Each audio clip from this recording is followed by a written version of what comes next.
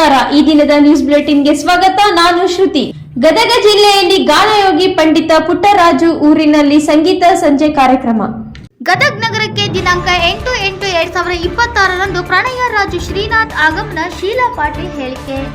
ಇಂದು ಗದಗ ಜಿಲ್ಲಾ ಪತ್ರಿಕಾ ಭವನದಲ್ಲಿ ಸುದ್ದಿಗೋಷ್ಠಿ ನಡೆಸಿ ಮಾತನಾಡಿದ ಅವರು, ಗಾನಯೋಗಿ ಪಂಡಿತ್ ಪುಟ್ಟರಾಜರ ಊರಲ್ಲಿ ಸಂಗೀತ ಸಂಜೆ ಕಾರ್ಯಕ್ರಮಕ್ಕೆ ಚಲನಚಿತ್ರ ನಟ ಪ್ರಣಯ ರಾಜ್ ಶ್ರೀನಾಥ್ ಆಗಮಿಸುತ್ತಿದ್ದು, ಗದಗ ನಗರದ ಭೀಮಸೇನ್ ಜೋಶಿ ರಂಗಮಂದಿರದಲ್ಲಿ ದಿನಾಂಕ 8/8/2026 ನಡೆಯಲಿದೆ. ಹಾಗಾಗಿ ಗದಗ ಜಿಲ್ಲೆಯ ಜನತೆ ಇದರ ಸದುಪಯೋಗ ಪಡಿಸಿಕೊಳ್ಳಿ ಎಂದು ತಿಳಿಸಿದರು. ಹಾಗೂ ಇದರ ಕಾರ್ಯಕ್ರಮದಲ್ಲಿ ಜಿ ಕನ್ನಡ ಖ್ಯಾತಿಯ ವಾದಕ ಆಗಮಿಸುತ್ತಿದ್ದು, ಹಾಗೂ ಎಲ್ಲ ಹಾಡುಗಾರರು ಉತ್ತರ ಕರ್ನಾಟಕದ ಪ್ರತಿಭೆಗಳು ಇರುತ್ತಾರೆ. ಹಾಗಾಗಿ ಅಂತ ಪ್ರತಿಭೆಗಳಿಗೆ ಪ್ರೋತ್ಸಾಹ ನೀಡಲು ಸಂಜೆ 4 ಗಂಟೆಗೆ ಬನ್ನಿ ಎಂದು ವಿನಂತಿಸಿದರು. Bureau report NKSTV4. Cameraman Jagadish Shetty, Ashok Hugar, Gadag. Ganalahari ಸಾಂಸ್ಕೃತಿಕ ಕಲಾ ಸಂಸ್ಥೆ ಹಾವೇರಿ ಹಾಗೂ ಅಜಯ್ ಮ್ಯೂಸಿಕಲ್ ಅಕಾಡೆಮಿ ಕೊಪ್ಪಳ, ಈ ಎರಡೂ ಒಂದು ಸಂಸ್ಥೆ ವತಿಯಿಂದ ಮುಂಬರುವ 8ನೇ ತಾರೀಕು ಶನಿವಾರ 4 ಗಂಟೆಗೆ ಇದೇ ಗದಗ ನಗರದಲ್ಲಿ ಭೀಮಸೇನ್ ಜೋಶಿ ರಂಗಮಂದಿರದಲ್ಲಿ ಒಂದು ಸಂಗೀತ ಸಂಜೆ ಅನ್ನುವಂತ ಒಂದು ಕಾರ್ಯಕ್ರಮವನ್ನು ಆಯೋಜನೆ ಮಾಡಿದ್ದೀವಿ. ಇದಕ್ಕೆ ಪ್ರಣಯ ರಾಜ ಶ್ರೀನಾಥ್ ಅವರು ಆಗಮಿಸ್ತಾ ಇದ್ದಾರೆ. ಕನ್ನಡ ಚಿತ್ರರಂಗದ ಒಂದು ದಿಗ್ಗಜ ನಟರಾದ ಶ್ರೀನಾಥ್ ಅವರು ಈ ಕಾರ್ಯಕ್ರಮಕ್ಕೆ ಆಗಮಿಸ್ತಾ ಇದ್ದಾರೆ. ಅವರ ಉಪಸ್ಥಿತಿಯಲ್ಲಿ ಅವರ ನಟಿಸಿರುವಂತಹ ಏನು ಒಳ್ಳೊಳ್ಳೆ ಒಂದು ಚಿತ್ರಗೀತೆಗಳು ಏನಿದಾವೋ ಅದನ್ನ ನಾನು ಅವರ ಉಪಸ್ಥಿತಿಯಲ್ಲಿ ನಮ್ಮ ಒಂದು ತಂಡ ಪ್ರಸ್ತುತಪಡಿಸಲಿದೆ. ಈ ಒಂದು ಕಾರ್ಯಕ್ರಮಕ್ಕೆ ಗದಗ ಎಲ್ಲಾ ಒಂದು ಜನತೆಯನ್ನ ನಾವು ಇನ್ವೈಟ್ ಮಾಡ್ತೀವಿ. ಏನು ಉದ್ದೇಶ ಕಾರ್ಯಕ್ರಮದ ಉದ್ದೇಶ ಬಂದು ಇತ್ತೀಚೆಗೆ ಒಂದು ಹಳೆಯ ಚಲನಚಿತ್ರ ಗೀತೆಗಳನ್ನ ಕೇಳೋದು ಆಮೇಲೆ ಹಾಡೋದು ಕಡಿಮೆ ಆಗಿದೆ. ಜನರಲ್ಲಿ ಅದು ಒಂದು ಸಂಗೀತದ ಒಂದು ಅಭಿರುಚಿ ಕಡಿಮೆ ಆಗ್ತಾ ಇದೆ. ಆ ಒಂದು ಉದ್ದೇಶದಿಂದ ನಾವೊಂದು ಈ ಹಳೆಯ ಒಂದು ಓಲ್ಡ್ ಈಸ್ ಗೋಲ್ಡ್ ಅನ್ನೋ ಒಂದು ಕಾರ್ಯಕ್ರಮನ ಆಯೋಜನೆ ಮಾಡಿದ್ವಿ.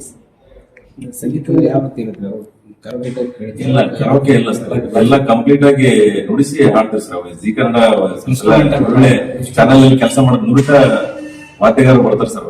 ಎಲ್ಲ ನುಡಿಸಿ ಹಾಡ್ತಾರೆ ಸರ್. ಯಾವ್ದು ಕರೋಕೆ ಟ್ರ್ಯಾಕ್ ಯಾವ್ದು ಯೂಸ್ ಮಾಡೋದು. ಅದೇನು ಪೇಮೆಂಟ್ ಟಿಕೆಟ್ ಏನಾದ್ರು ಉಚಿತ ಇದೆ? ಪ್ರವೇಶ ಹಾ ಸರ್, ಪ್ರವೇಶ ಆಕ್ಚುಲಿ ಉಚಿತನೇ ಇದೆ ಸರ್. ಸ್ವಲ್ಪ VIP ಪಾಸಸ್ ಅಂತ ಮಾಡಿವಿ ಸರ್. ಸ್ವಲ್ಪ ಎಲ್ಲ VIP ಮಂದಿಗೆ ಇವಾಗ ನಮ್ಮ ಕಾರ್ಯಕ್ರಮ ಮಾಡೋದಕ್ಕೆ ಯಾರು ಸಪೋರ್ಟ್ ಮಾಡ್ತಿದ್ರಲ್ಲ ಅವ್ರಿಗೆ ಸ್ವಲ್ಪ ಸೀಟ್ ಗಳ ರಿಸರ್ವ್ ಇಡೋ ಸಲುವಾಗಿ ಒಂದಷ್ಟು VIP ಪಾಸ್ ಅಂತ ಮಾಡಿದ್ವಿ ಸರ್. ಅದಕ್ಕೆ ಎಷ್ಟು ಅಮೌಂಟ್? 4 ಲೈನ್ಸ್ ಒಂದಷ್ಟು ರಿಸರ್ವ್ ಮಾಡಿದ್ವಿ. ಎಲ್ಲರಿಗೂ ಮುಕ್ತ ಅವಕಾಶ. ಅದೆಷ್ಟು ಅಮೌಂಟ್ ಇದು ಮಾಡಿದ್ರಿ ಸರ್? ಅದು ಸ್ವಲ್ಪ 500 ರೂಪಾಯಿಗಳ ಒಂದು ಪಾಸ್. ಅಂದ್ರೆ VIP ಪಾಸ್. 500 ರೂಪಾಯಿ ಕೊಟ್ಟು ಪಾಸ್ ತಗೋಬೇಕು VIP. ನಮ್ಗೆ ನಾವು ಇದನ್ನ ಮಾಡಕ್ ಏನ್ ಸೋರ್ಸ್ ಬೇಕಲ್ಲ, ಅದ ಅವ್ರ ಹತ್ರ ಹೋದಾಗ ಅವರು ಈ ತರ ನಮ್ಗೆ ಸಹಾಯ ಮಾಡ್ತಾರಲ್ಲ, ಅವ್ರು ಬಂದಾಗ ಅವ್ರಿಗೆ ಕುತ್ಕೊಳ್ಳೋಕ್ ಕಷ್ಟ ಆಗ್ಬೇಕು. ಯಾಕಂದ್ರೆ ನಮ್ ಕಾರ್ಯಕ್ರಮಕ್ಕೆ ಸಪೋರ್ಟ್ ಮಾಡಿರ್ತಾರೆ. ಅವ್ರಿಗೂ ಇರ್ಲಿ ಅಂತಂದ್ರೆ ಮುಂದ್ಗಡೆ ಅವ್ರಿಗೆ ಸ್ವಲ್ಪ ಸೀಟ್ ರಿಸರ್ವ್ ಮಾಡಿರ್ತೀವಿ ಅಷ್ಟೇ. ಆ ಒಂದು ಉದ್ದೇಶಕ್ಕೆ VIP ಪಾಸ್ ಅಂತ ಮಾಡಿದ್ವಿ. ಇನ್ನೂ ಒಂದು ಶ್ರೀನಾಥ್ ಅವ್ರು ಕರೆಯುವ ಮುಖ್ಯ ಉದ್ದೇಶ ಅಂದ್ರೆ, ಈಗ ಹಲವಾರು ಹಿಂದೆ ಹಳೆಯ ಚಲನಚಿತ್ರ ಹಿರಿಯ ನಟರಲ್ಲಿ ಈಗ ಇರೋರು ಶ್ರೀನಾಥ್ ಒಬ್ರು, ಅನಂತನಾಗ್ ಒಬ್ರು. ಈ ತರ ಅವ್ರನ್ನ ಕರೆಸ್ಬಿಟ್ಟು ಅವ್ರದ್ದು ಒಂದು ಗೀತೆಗಳನ್ನ ಒಂದು ಸೆಲೆಬ್ರೇಷನ್ ಮಾಡೋಣ ಅನ್ನೋ ಒಂದು ಉದ್ದೇಶ ಕೂಡ ಈ ಒಂದು ಕಾರ್ಯಕ್ರಮದಲ್ಲಿ ಇದೆ ಸರ್. ಉತ್ತರ ಕರ್ನಾಟಕದಲ್ಲಿ ಆಕ್ಚುಲಿ ಅವ್ರನ್ನ ಸಂಗೀತ ಕಾರ್ಯಕ್ರಮಕ್ಕೆ ಅಂತ ಕರೆಸ್ತಾ ಇರೋದು ಇದು ಮೊದಲನೇ ಸರಿ ಈಗ ಉತ್ತರ ಕರ್ನಾಟಕಕ್ಕೆ ಬರ್ತಾ ಇರೋದು. ಬೇರೆ ಬೇರೆ ಈವೆಂಟ್ಸ್ ಬಂದಾರ ಸರ್. ಬಟ್ ಈ ತರ ಅವ್ರದೇ ಸ್ಪೆಷಲ್ ಕಾರ್ಯಕ್ರಮ ಅಂತ ಮಾಡ್ತಿರೋದು ಫಸ್ಟ್ ಟೈಮ್ ಸರ್. ಅದು ನಮ್ಮ ಅಜ್ಜಾರ್ದ ಊರು ಕವಾಯಿಗಳು ಒಂದು ಆಶೀರ್ವಾದ ಸಿಗ್ಲಿ ನಮಗೆ, ನಮ್ಮ ಸಂಸ್ಥೆಯ ನಮಗೆ ಎಲ್ಲ ಸಿಗ್ಲಿ ಅನ್ನೋ ಒಂದು ಉದ್ದೇಶದಿಂದ ಈ ಒಂದು ಗದಗ್ನಲ್ಲಿ ಆಯೋಜನೆ ಮಾಡಿ. ಒಳ್ಳೆ ರೆಸ್ಪಾನ್ಸ್ ಇದೆ ಸರ್. ಕಾರ್ಯಕ್ರಮಕ್ಕೆ ಚೆನ್ನಾಗಿದೆ ರೆಸ್ಪಾನ್ಸ್ ಎಲ್ಲ ಬಹಳ ಚೆನ್ನಾಗಿ ಬರ್ತಾ ಇದೆ ಎಲ್ಲ ಗದಗ ಜನರಿಂದ. ಎಲ್ಲಾ ಜನತೆನೂ ಬಂದು ನಮ್ಮ ಕಾರ್ಯಕ್ರಮವನ್ನ ವೀಕ್ಷಿಸಿ ನಮಗೆ ಪ್ರೋತ್ಸಾಹಿಸಬೇಕಂತ ನಾನು ಕೇಳ್ಕೊಡ್ತೀನಿ. ಈ ಮುಖಾಂತರ ಎಲ್ರಿಗೂ ಮಾಧ್ಯಮ ಮಿತ್ರರಿಗೆ ಎಲ್ರಿಗೂ ನಾವು ವಿನಂತಿ ಮಾಡ್ಕೊಳ್ತೇವೆ, ತಾವು ಬಂದ ಕಾರ್ಯಕ್ರಮ ವೀಕ್ಷಣೆ ಮಾಡಿ ನಾವು ಸಪೋರ್ಟ್ ಮಾಡ್ಬೇಕಂತ ನಮ್ಮಲ್ಲಿ ಕೇಳ್ಬೋದು.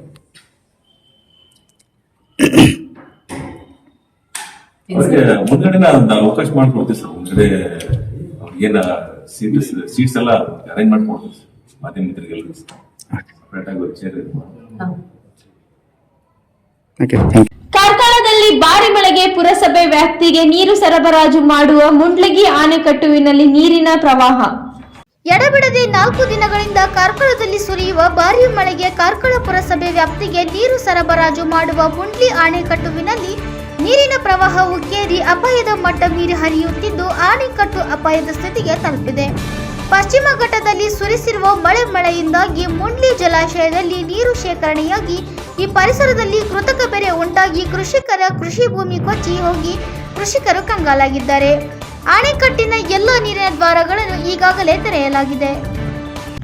ದಾವಣಗೆರೆ ಅವೈಜ್ಞಾನಿಕ ಶಿಕ್ಷಣ ನೀತಿಗಳನ್ನು ಕೈಬಿಡಿ, ರೈತರ ಹಿತ ಕಾಪಾಡಿ. MLCSL ಬೋಜೇಗೌಡ. ಅವೈಜ್ಞಾನಿಕ ಶಿಕ್ಷಣ ನೀತಿಗಳನ್ನು ಕೈಬಿಡಿ, ರೈತರ ಹಿತ ಕಾಪಾಡಿ. MLCSL ಬೋಜೇಗೌಡ. ಚನ್ನಗಿರಿ ತಾಲೂಕಿನ ನಲ್ಲೂರಿನ ಪದ್ಮಶ್ರೀ ಶಾಲೆಯಲ್ಲಿ ನಡೆದ ಕಾರ್ಯಕ್ರಮದ ಬಳಿಕ ಮಾಧ್ಯಮದೊಂದಿಗೆ ಮಾತನಾಡಿ ನೈಋತ್ಯ ಶಿಕ್ಷಕ ಕ್ಷೇತ್ರದ ವಿಧಾನ ಪರಿಷತ್ ಸದಸ್ಯ SL ಬೋಜೇಗೌಡ ಅವರು ಸರ್ಕಾರವನ್ನು ಉದ್ದೇಶಿಸಿ ಮಾಧ್ಯಮದೊಂದಿಗೆ ಮಾತನಾಡಿ ಕೆಲವು ಅಂಶಗಳನ್ನು ಪ್ರಸ್ತಾಪಿಸಿದರು. ಶಾಲೆಗಳಿಗೆ ಪಠ್ಯಪುಸ್ತಕಗಳನ್ನು ಸಮಯಕ್ಕೆ ಸರಿಯಾಗಿ ಹಾಗೂ ಸಮರ್ಪಕವಾಗಿ ವಿತರಿಸಬೇಕು. ಅವೈಜ್ಞಾನಿಕ ಶಿಕ್ಷಣ ನೀತಿಗಳಿಂದ ಸಹಕಾರ ಹಾಗೂ ಖಾಸಗಿ ಶಾಲೆಗಳು ಸಂಕಷ್ಟಕ್ಕೆ ಸಿಲುಕದಂತೆ ಸರ್ಕಾರ ಕ್ರಮ ಕೈಗೊಳ್ಳಬೇಕು. ಶಿಕ್ಷಣ ಮತ್ತು ಆರೋಗ್ಯವನ್ನು ಪ್ರತಿಯೊಬ್ಬ ನಾಗರಿಕನಿಗೆ ಒದಗಿಸುವುದು ಸಂವಿಧಾನದ ಆಶಯ ಹಾಗೂ ಸರ್ಕಾರದ ಕರ್ತವ್ಯ. ಕಾವೇರಿ ನೀರಿನ ವಿಚಾರದಲ್ಲಿ ರಾಜ್ಯದ ರೈತರ ಹಿತಾಸಕ್ತಿಗೆ ಆದ್ಯತೆ ನೀಡಿ ಸರ್ಕಾರ ಮರುಪರಿಶೀಲನೆ ನಡೆಸಬೇಕು. ಬರದಿಂದ ಸಂಕಷ್ಟದಲ್ಲಿರುವ ರೈತರಿಗೆ ಬೆಳೆ ನಷ್ಟ ಪರಿಹಾರ ಹಾಗೂ ಅಗತ್ಯ ನೆರವು ತಕ್ಷಣ ಒದಗಿಸಬೇಕು. ಜನಪರ ಹಾಗೂ ರೈತರ ಪರ ನಿರ್ಧಾರಗಳನ್ನು ಸರ್ಕಾರ ಕೈಗೊಳ್ಳಬೇಕೆಂದು ಆಗ್ರಹಿಸಿದರು. ವರದಿ Devaraj K Nellihankalu, Davanagere. Bureau report NKS TV4. Devaraj K Nellihankalu, Davanagere. ದಾರಿಗೆ ತರಬೇಕಾದ್ರೆ ಏನು ಮಾಡಬೇಕು ಸರ್? ಸರ್ಕಾರ ಯಾವ ನಿಟ್ಟಿನಲ್ಲಿ ಕೆಲಸ ಮಾಡಬೇಕು ಸರ್? ನೋಡಿ, ಶಿಕ್ಷಣ ಮತ್ತು ಆರೋಗ್ಯ ನಾನು ಯಾವಾಗಲೂ ಹೇಳ್ತೀನಿ, ಸಂವಿಧಾನಬದ್ಧವಾಗಿರ್ತಕ್ಕಂಥ ರೈಟನ್ನು ನಮ್ಮ ಸಂವಿಧಾನದಲ್ಲೇ ಕೊಟ್ಟಿದ್ದಾರೆ. ಶಿಕ್ಷಣ ಮತ್ತು ಆರೋಗ್ಯ ಪ್ರತಿಯೊಬ್ಬ ಮಕ್ಕಳಿಗೂ ಉತ್ತಮವಾದ ಆರೋಗ್ಯ ಕೊಡಬೇಕು, ಉತ್ತಮವಾದ ಶಿಕ್ಷಣವನ್ನು ಕೊಡಬೇಕಂತ. ಅದೆಲ್ಲಿ ಸಿಗ್ತದೆ ಶಿಕ್ಷಣ? ಕಟ್ಟಕಡೆ ಮನುಷ್ಯನಿಗೆ ಸಿಗಬೇಕಾದ್ರೆ ಅದೆಲ್ಲಿ? ಸರ್ಕಾರಿ ಶಾಲೆಗಳಲ್ಲೇ ಸಿಗಬೇಕು. ಈ ಸರ್ಕಾರಗಳ ಪರಿಸ್ಥಿತಿ, ಇವತ್ತಿನ ಪರಿಸ್ಥಿತಿ ನೋಡಿದರೆ ದಯನೀಯ. ಆದರೂ ಕೂಡ ಇರ್ತಕ್ಕಂಥ ಶಿಕ್ಷಕರು ಮತ್ತು ಗೆಸ್ಟ್ ಟೀಚರ್ಸ್ನ ಉಪಯೋಗಿಸ್ಕೊಂಡು ಉತ್ತಮವಾದ ಶಿಕ್ಷಣವನ್ನು ಕೊಡುವಲ್ಲಿ ನಮ್ಮ ಸರ್ಕಾರಿ ಶಾಲೆಯ ಶಿಕ್ಷಕರು ಹಿಂದೆ ಬಿದ್ದಿಲ್ಲ. ಸರಿಯಾದ ರೀತಿ ಉತ್ತಮವಾದ ಕಟ್ಟಡಗಳೇ ಇಲ್ಲ ರೀ ಸರ್ಕಾರಿ ಶಾಲೆ. ಇಷ್ಟು ವರ್ಷ ಆದರೂ ನಮಗೆ ಉತ್ತಮವಾದ ಶೌಚಾಲಯ ಇಲ್ಲ, ಕುಡಿಯೋ ನೀರಿನ ವ್ಯವಸ್ಥೆ ಇಲ್ಲ. ಬೇಕಾದ್ರೆ ಬಂದು ನೋಡಿ, ಮತ್ತು ಯಾಕೆ ಪ್ರೈವೇಟ್ ಶಿಕ್ಷಣ ಅಷ್ಟೊಂದು ಪ್ರಾಬಲ್ಯ ಸಾಧಿಸಿರ್ತಕ್ಕಂಥದ್ದು? ಇವತ್ತು ನಮ್ಮ ಮಕ್ಕಳಿಗೆ ಶಿಕ್ಷಣ ಕೊಡಬೇಕು ಅಂದರೆ ಯಾವ ತಂದೆ ತಾಯಿಗಳು ಕೂಡ ಹಿಂದೆ ಬಿಡೋದಿಲ್ಲ. ಸಾಲ ಮಾಡಿಯಾದರೂ ಉತ್ತಮವಾದ ಶಿಕ್ಷಣ ಕೊಡಬೇಕು ಅಂತೇಳಿ ಉತ್ತಮವಾದ ಕಾಲೇಜುಗಳಲ್ಲಿ ಸರ್ಕಾರಿ ಶಾಲೆಗಳನ್ನೇ ಅದೇ ರೀತಿ ಸ್ಟ್ರೆಂಥನ್ ಮಾಡಿದರೆ ಯಾಕೆ ನಮ್ಮ ಮಕ್ಕಳನ್ನ ಸರ್ಕಾರಿ ಶಾಲೆಗಳಿಗೆ ಸೇರಿಸೋದು? ನಾವೆಲ್ಲ ಓದಲಿಲ್ಲ ಸರ್ಕಾರಿ ಶಾಲೆಗೆ. ಈಗ ಇರ್ತಕ್ಕಂಥವರೆಲ್ಲ ದೊಡ್ಡ ದೊಡ್ಡ ರಾಜಕಾರಣಿಗಳು ಕೂಡ ಸರ್ಕಾರಿ ಶಾಲೆಯಲ್ಲಿ ಓದಿದ್ದು, ಕನ್ನಡ ಮೀಡಿಯಮಲ್ಲೇ ಓದಿದ್ದು. ಇವತ್ತು ನಮ್ಮ ಸರ್ಕಾರಿ ಶಾಲೆಗಳಲ್ಲಿ ಫುಲ್ ಪ್ಲೆಡ್ಜ್ ಟೀಚರ್ಸ್ ಕೊಡಬೇಕು. More than 50% ಶಿಕ್ಷಕರಿಲ್ಲ. ಉತ್ತಮವಾದ ಕಟ್ಟಡಗಳ ಕೊರತೆ ಇವತ್ತಿಗೂ ಎದ್ದು ಕಾಣ್ತಾ ಇದೆ. ಇದನ್ನೆಲ್ಲ ನೀಗಿಸ್ಬೇಕಲ್ಲ. ನೀಗಿಸಿದಾಗ ಆಟೋಮೆಟಿಕ್ಕಾಗಿ ಮಕ್ಕಳನ್ನಲ್ಲಿ ಸೇರಿಸ್ತಾರೆ. ಅಲ್ಲಿ ಶಿಕ್ಷಕರೇ ಇಲ್ಲ ಅಂದರೆ ಮಕ್ಕಳನ್ನ ಯಾರು ಸೇರಿಸ್ತಾರೆ? ಹಂಗಾಗಿ ಸ್ಟ್ರೆಂತ್ ಕಮ್ಮಿ ಆಗುತ್ತೆ. ಹಳ್ಳಿಗಾಡಿನಲ್ಲಿ ಇರ್ತಕ್ಕಂಥ ಶಾಲೆಗಳು ಮುಚ್ಚೋಗ್ತವೆ. ಜೊತೆಗೆ ಏಡೆಡ್ ಶಾಲೆಗಳು, ನಮ್ಮ ಅಂದಿನ ಹಿರಿಯರು ಅವತ್ತು ಪಾಪ ಭೂಮಿ ಕೊಟ್ಟರು, ಬಿಲ್ಡಿಂಗ್ ಕಟ್ಸ್ಕೊಟ್ರು, ಎಲ್ಲ ಶಿಕ್ಷಣಕ್ಕೆ ಒತ್ತು ಕೊಡಬೇಕು, ನಮ್ಮ ಮಕ್ಕಳು ಕಲಿಬೇಕು, ಹಳ್ಳಿಗಾಡಿನ ಮಕ್ಕಳು ಕಲಿಬೇಕು ಅಂತೇಳಿ ಅವರೆಲ್ಲ ಏಡೆಡ್ ಶಾಲೆಗಳು ಪ್ರಾರಂಭ ಮಾಡಿದ್ರು. ಇವತ್ತು ಏಡೆಡ್ ಶಾಲೆಗಳ ಪರಿಸ್ಥಿತಿ ಏನಿದೆ? ಸಂಪೂರ್ಣ ಮುಚ್ಚೋಗಿದೆ, ನೆಲ ಕಚ್ಚಿದ್ದಾವೆ. ಇದು ಸರಿಯಾದ ನೀತಿ ಅಲ್ಲ. ಬಡ ಮಕ್ಕಳಿಗೆ ಶಿಕ್ಷಣ ಕೊಡುವಲ್ಲಿ ಸರ್ಕಾರ ಸ್ವಲ್ಪ ಕಣ್ಣು ತೆರೆದು ನೋಡಬೇಕು. ಅದು ಕೆಲಸ ಆಗ್ತಾಯಿಲ್ಲ ಇನ್ನು. ಅದ್ರ ಬಗ್ಗೆ ನಾವು ಧ್ವನಿ ಅನೇಕ ಬಾರಿ ಎತ್ತಿದ್ದೀವಿ. ಈ ನೀವೇನೂ ಮಾಡಬೇಡಿ, ಫುಲ್ ಪ್ಲೆಡ್ಜ್ ಟೀಚರ್ಸ್ ಕೊಡಿ, ಉತ್ತಮವಾದ ಕಟ್ಟಡ ಎಲ್ಲ ಇನ್ಫ್ರಾಸ್ಟ್ರಕ್ಚರ್ ಕೊಡಿ, ಆಟೋಮೆಟಿಕ್ಕಾಗಿ ಮಕ್ಕಳು ಬಂದ ಸರ್ಕಾರಿ ಶಾಲೆಗಳಿಗೆ ಸೇರ್ತಾರೆ, ಏಡೆಡ್ ಶಾಲೆಗಳಿಗೆ ಸೇರ್ತಾರೆ. ಆವಾಗ ಶಿಕ್ಷಣ ಆರೋಗ್ಯ ಎರಡೂ ಕೂಡ ಉಳ್ಳವರ ಪಾಲಾಗಿದೆ. ಆ ಉಳ್ಳವರ ಪಾಲು ಆಗಬಾರ್ದು ಅನ್ನೋದು ನಮ್ಮದು ಇರ್ತಕ್ಕಂಥ ವಿಚಾರ. ಕನ್ನಡ ಶಾಲೆಯಲ್ಲಿ ಆಡಳಿತ ಭಾಷೆ ಮಾಡ್ತೀವಿ ಅಂತೀರಿ, ಅದು ಈ ಜನ್ಮದಲ್ಲಿ ಸಾಧ್ಯ ಇಲ್ಲ. ನಿಮಗೆ ಕನ್ನಡ ಶಾಲೆಗಳಲ್ಲಿ ಆಡಳಿತ ಭಾಷೆ ಮಾಡಬೇಕಾದ್ರೆ ಏನು ಕನ್ನಡ ಭಾಷೆಗೆ ಏನು ಪ್ರಾಧಾನ್ಯತೆ ಕೊಡಬೇಕು, ಕನ್ನಡ ಭಾಷೆಯನ್ನು ಯಾವ ರೀತಿ ಕಲಿಸೋವಂಥ ಶಿಕ್ಷಣವನ್ನು ಕೊಡಬೇಕು ಅನ್ನೋದ್ರ ಬಗ್ಗೆ ಆಲೋಚನೆ ಮಾಡಬೇಕು. ಆಯಿತಾ? ಆಮೇಲೆ ಪಠ್ಯಪುಸ್ತಕಗಳಲ್ಲಿ ರಾಜಕೀಯ ಹಸ್ತಕ್ಷೇಪ ಸಲ್ಲದು ಅಂತ ಅನೇಕ ಬಾರಿ ಹೇಳಿದ್ದೀನಿ. ಈಗಲೂ I am stick on to that word.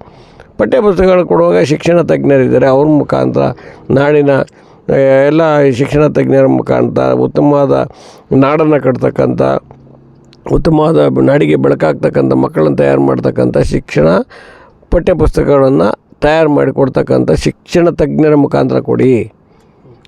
ಅದಕ್ಕೆ ನೀವು ರಾಜಕೀಯ ಹಸ್ತಕ್ಷೇಪ ಮಾಡಬಾರ್ದು. ಮಂತ್ರಿಗೆ ಏನು ಕೆಲಸ ಇದೆ, MLA ಗೆ ಏನು ಕೆಲಸ ಇದೆ, ಅಲ್ಲಿ ಮುಖ್ಯಮಂತ್ರಿಗೆ ಏನು ಕೆಲಸ ಇದೆ ಪಠ್ಯಪುಸ್ತಕ ಕೊಡೋಕ್ಕೆ? ಪಠ್ಯಪುಸ್ತಕ ಕೊಡ್ತಕ್ಕಂಥವ್ರನ್ನೇ ಬೇರೆ ಇದ್ದಾರೆ. ಹಾಗಾಗಿ ಅಂಥ ಒಂದು ಪಠ್ಯಪುಸ್ತಕವನ್ನು ತಯಾರು ಮಾಡ್ತಕ್ಕಂಥ ಕೆಲಸವನ್ನು ಮಾಡಬೇಕು ಅಂತೇಳಿ ಈ ಸಂದರ್ಭದಲ್ಲಿ ಸರ್ಕಾರ ಅನೇಕ ಬಾರಿ ಒತ್ತಾಯ ಮಾಡಿದ್ದೀನಿ, ಈಗಲೂ ಕೂಡ ಒತ್ತಾಯ ಮಾಡ್ತೀನಿ. ನಾವು ಪಠ್ಯಪುಸ್ತಕಗಳು ಸಮರ್ಪಕವಾಗಿ ವಿತರಣೆ ಆಗಿಲ್ಲ ಶಾಲೆಗಳಲ್ಲಿ.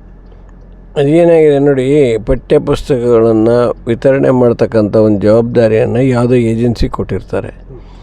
ಆ ಏಜೆನ್ಸಿಯವರು ಒಂದು ಸರಿ ಅವ್ರ ಕಾಂಟ್ರಾಕ್ಟ್ ಆದಮೇಲೆ ಅದ್ರ ಬಗ್ಗೆ ಭಾಳ ನೆಗ್ಲಿಜೆನ್ಸಿ ತೋರಿಸಿರ್ತಕ್ಕಂಥದ್ದು ನಾವು ಅನೇಕ ಬಾರಿ ನಾವು ನೋಡಿದ್ದೇವೆ.